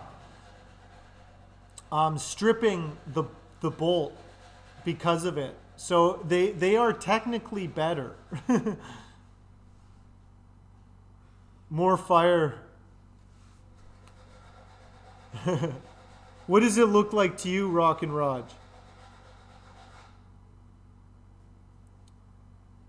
More fire than cool. Does it look like a volcano or does it look like the ocean? Or space? This is Buckeye Burl. I didn't make this top, but it's a type of wood called Buckeye Burl, and it's been pressure dyed. So that's natural. The texture is natural, but the color has been pressure dyed into it. So that's burl wood. Burl is basically tree cancer. It's like a growth on a tree. And so this piece, I saw it and it looked like a painting. So I bought it because I knew I could build a guitar around that. But it's very, I'll show you what Buckeye Burl looks like undyed. It has like gray.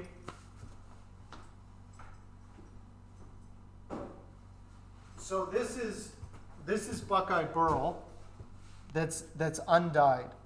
That's what it looks like naturally. It has like all those gray bits, and there's lots of neat texture to it. Yeah. Just really interesting organic shapes.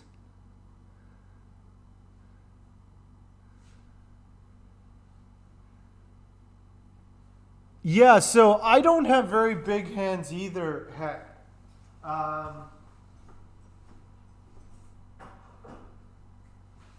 So I made this guitar for myself. Not that I have like tiny hands. I just don't have like giant mitts. And so this is a shorter scale length. So the frets are closer together. So you can do more like you don't have to stretch your hand as much to do certain chords. So you should try looking at maybe shorter scale lengths.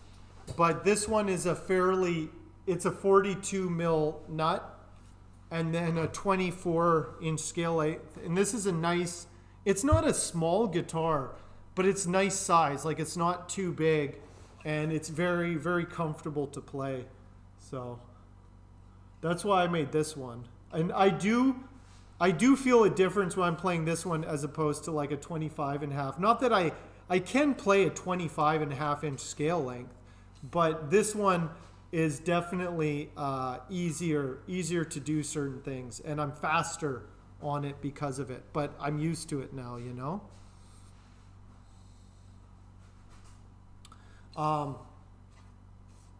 You can also do this neck isn't super thin, but I find it works pretty good. It definitely feels better than a Telecaster neck. I'm not a huge fan of the Fender neck profiles, even though you see me doing lots of like Fender style guitars. I'm not a fan of Fender neck profiles. Hey, JB.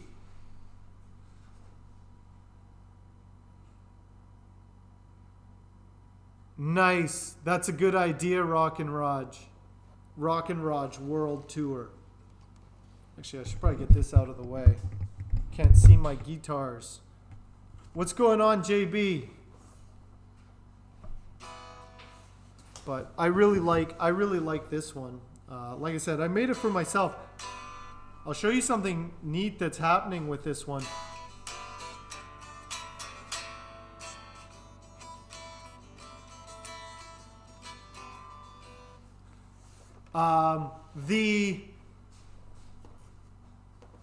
The U wood is turning nice and dark really quick. The U wood is reacting with the oils in my hands and the steel strings, and it's creating all this kind of those dark splotches on the fingerboard, and it's starting to go all the way down.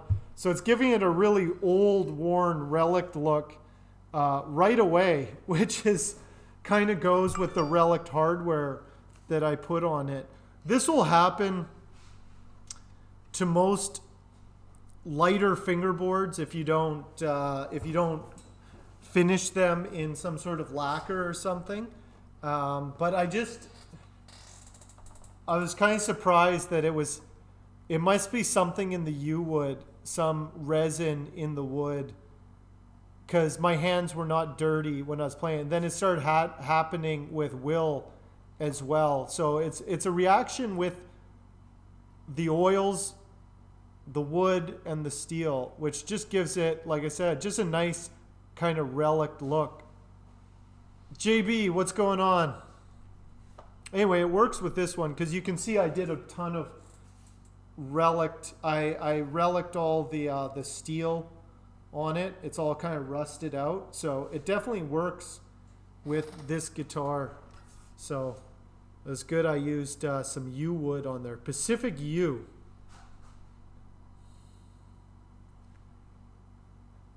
Yeah, well, heck, if you're interested in one, this is, where are you located, heck?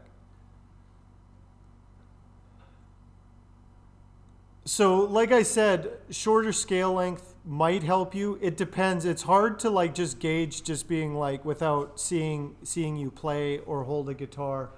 But this one I made for smaller hands. You can get 3/4 size guitars. It just makes them easier to hold, but it doesn't necessarily mean that the necks are easier to play.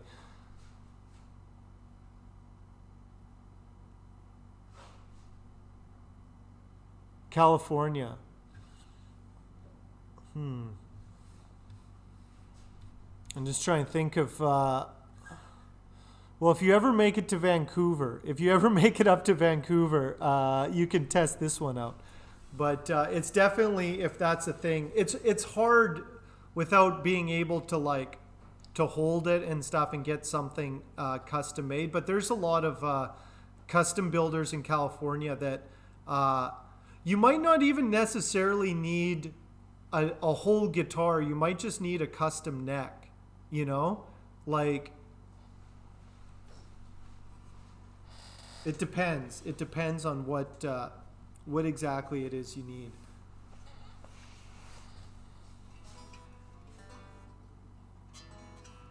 But if you're ever in Vancouver, I can show you some stuff. Vancouver, Canada. Just travel north for a few days. Just travel north for 2 days. Just go on a guitar trip.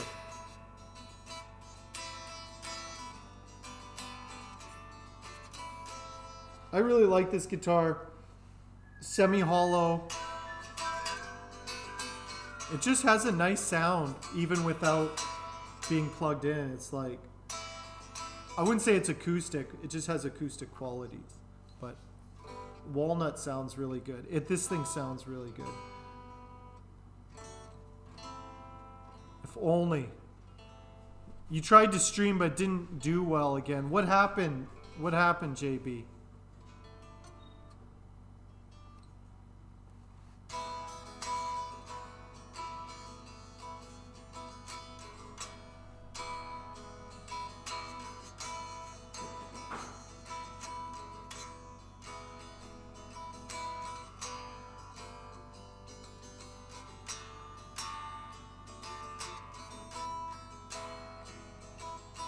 His spam filter is set for 4 emotes. 5 is... That sucks. That's too bad. That's too bad it didn't work out. But just keep doing it. Eventually you get a hang of it. My first few streams weren't the best. I didn't even have chat. I didn't even have chat working on my screen. Yeah. For the first couple months, you're literally most of the time just talking to yourself. And tons of technical problems. Just gotta work through it.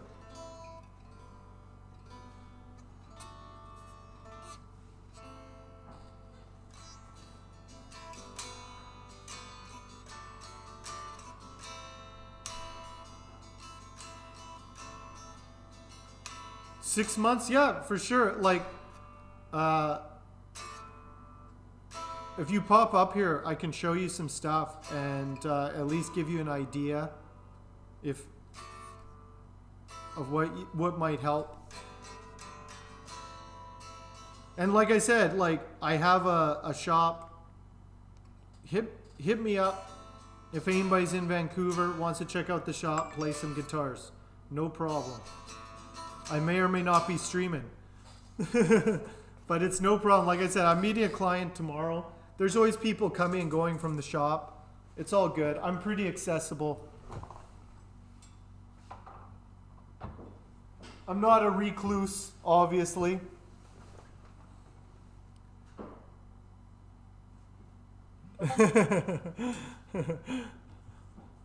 Man.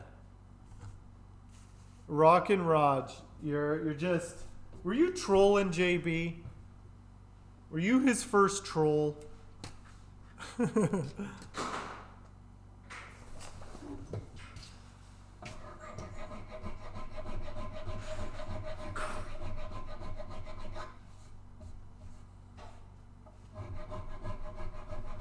So one of the things in our shop, Meredith is a little person. She's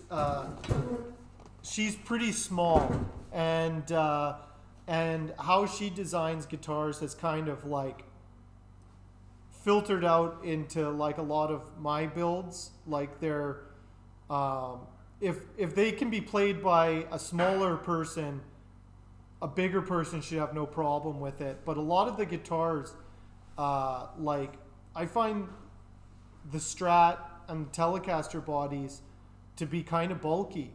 And so like mine are very similar to the Fenders in hardware and stuff, but they're smaller, they're more ergonomic. Hey, thanks for that sub, Heck.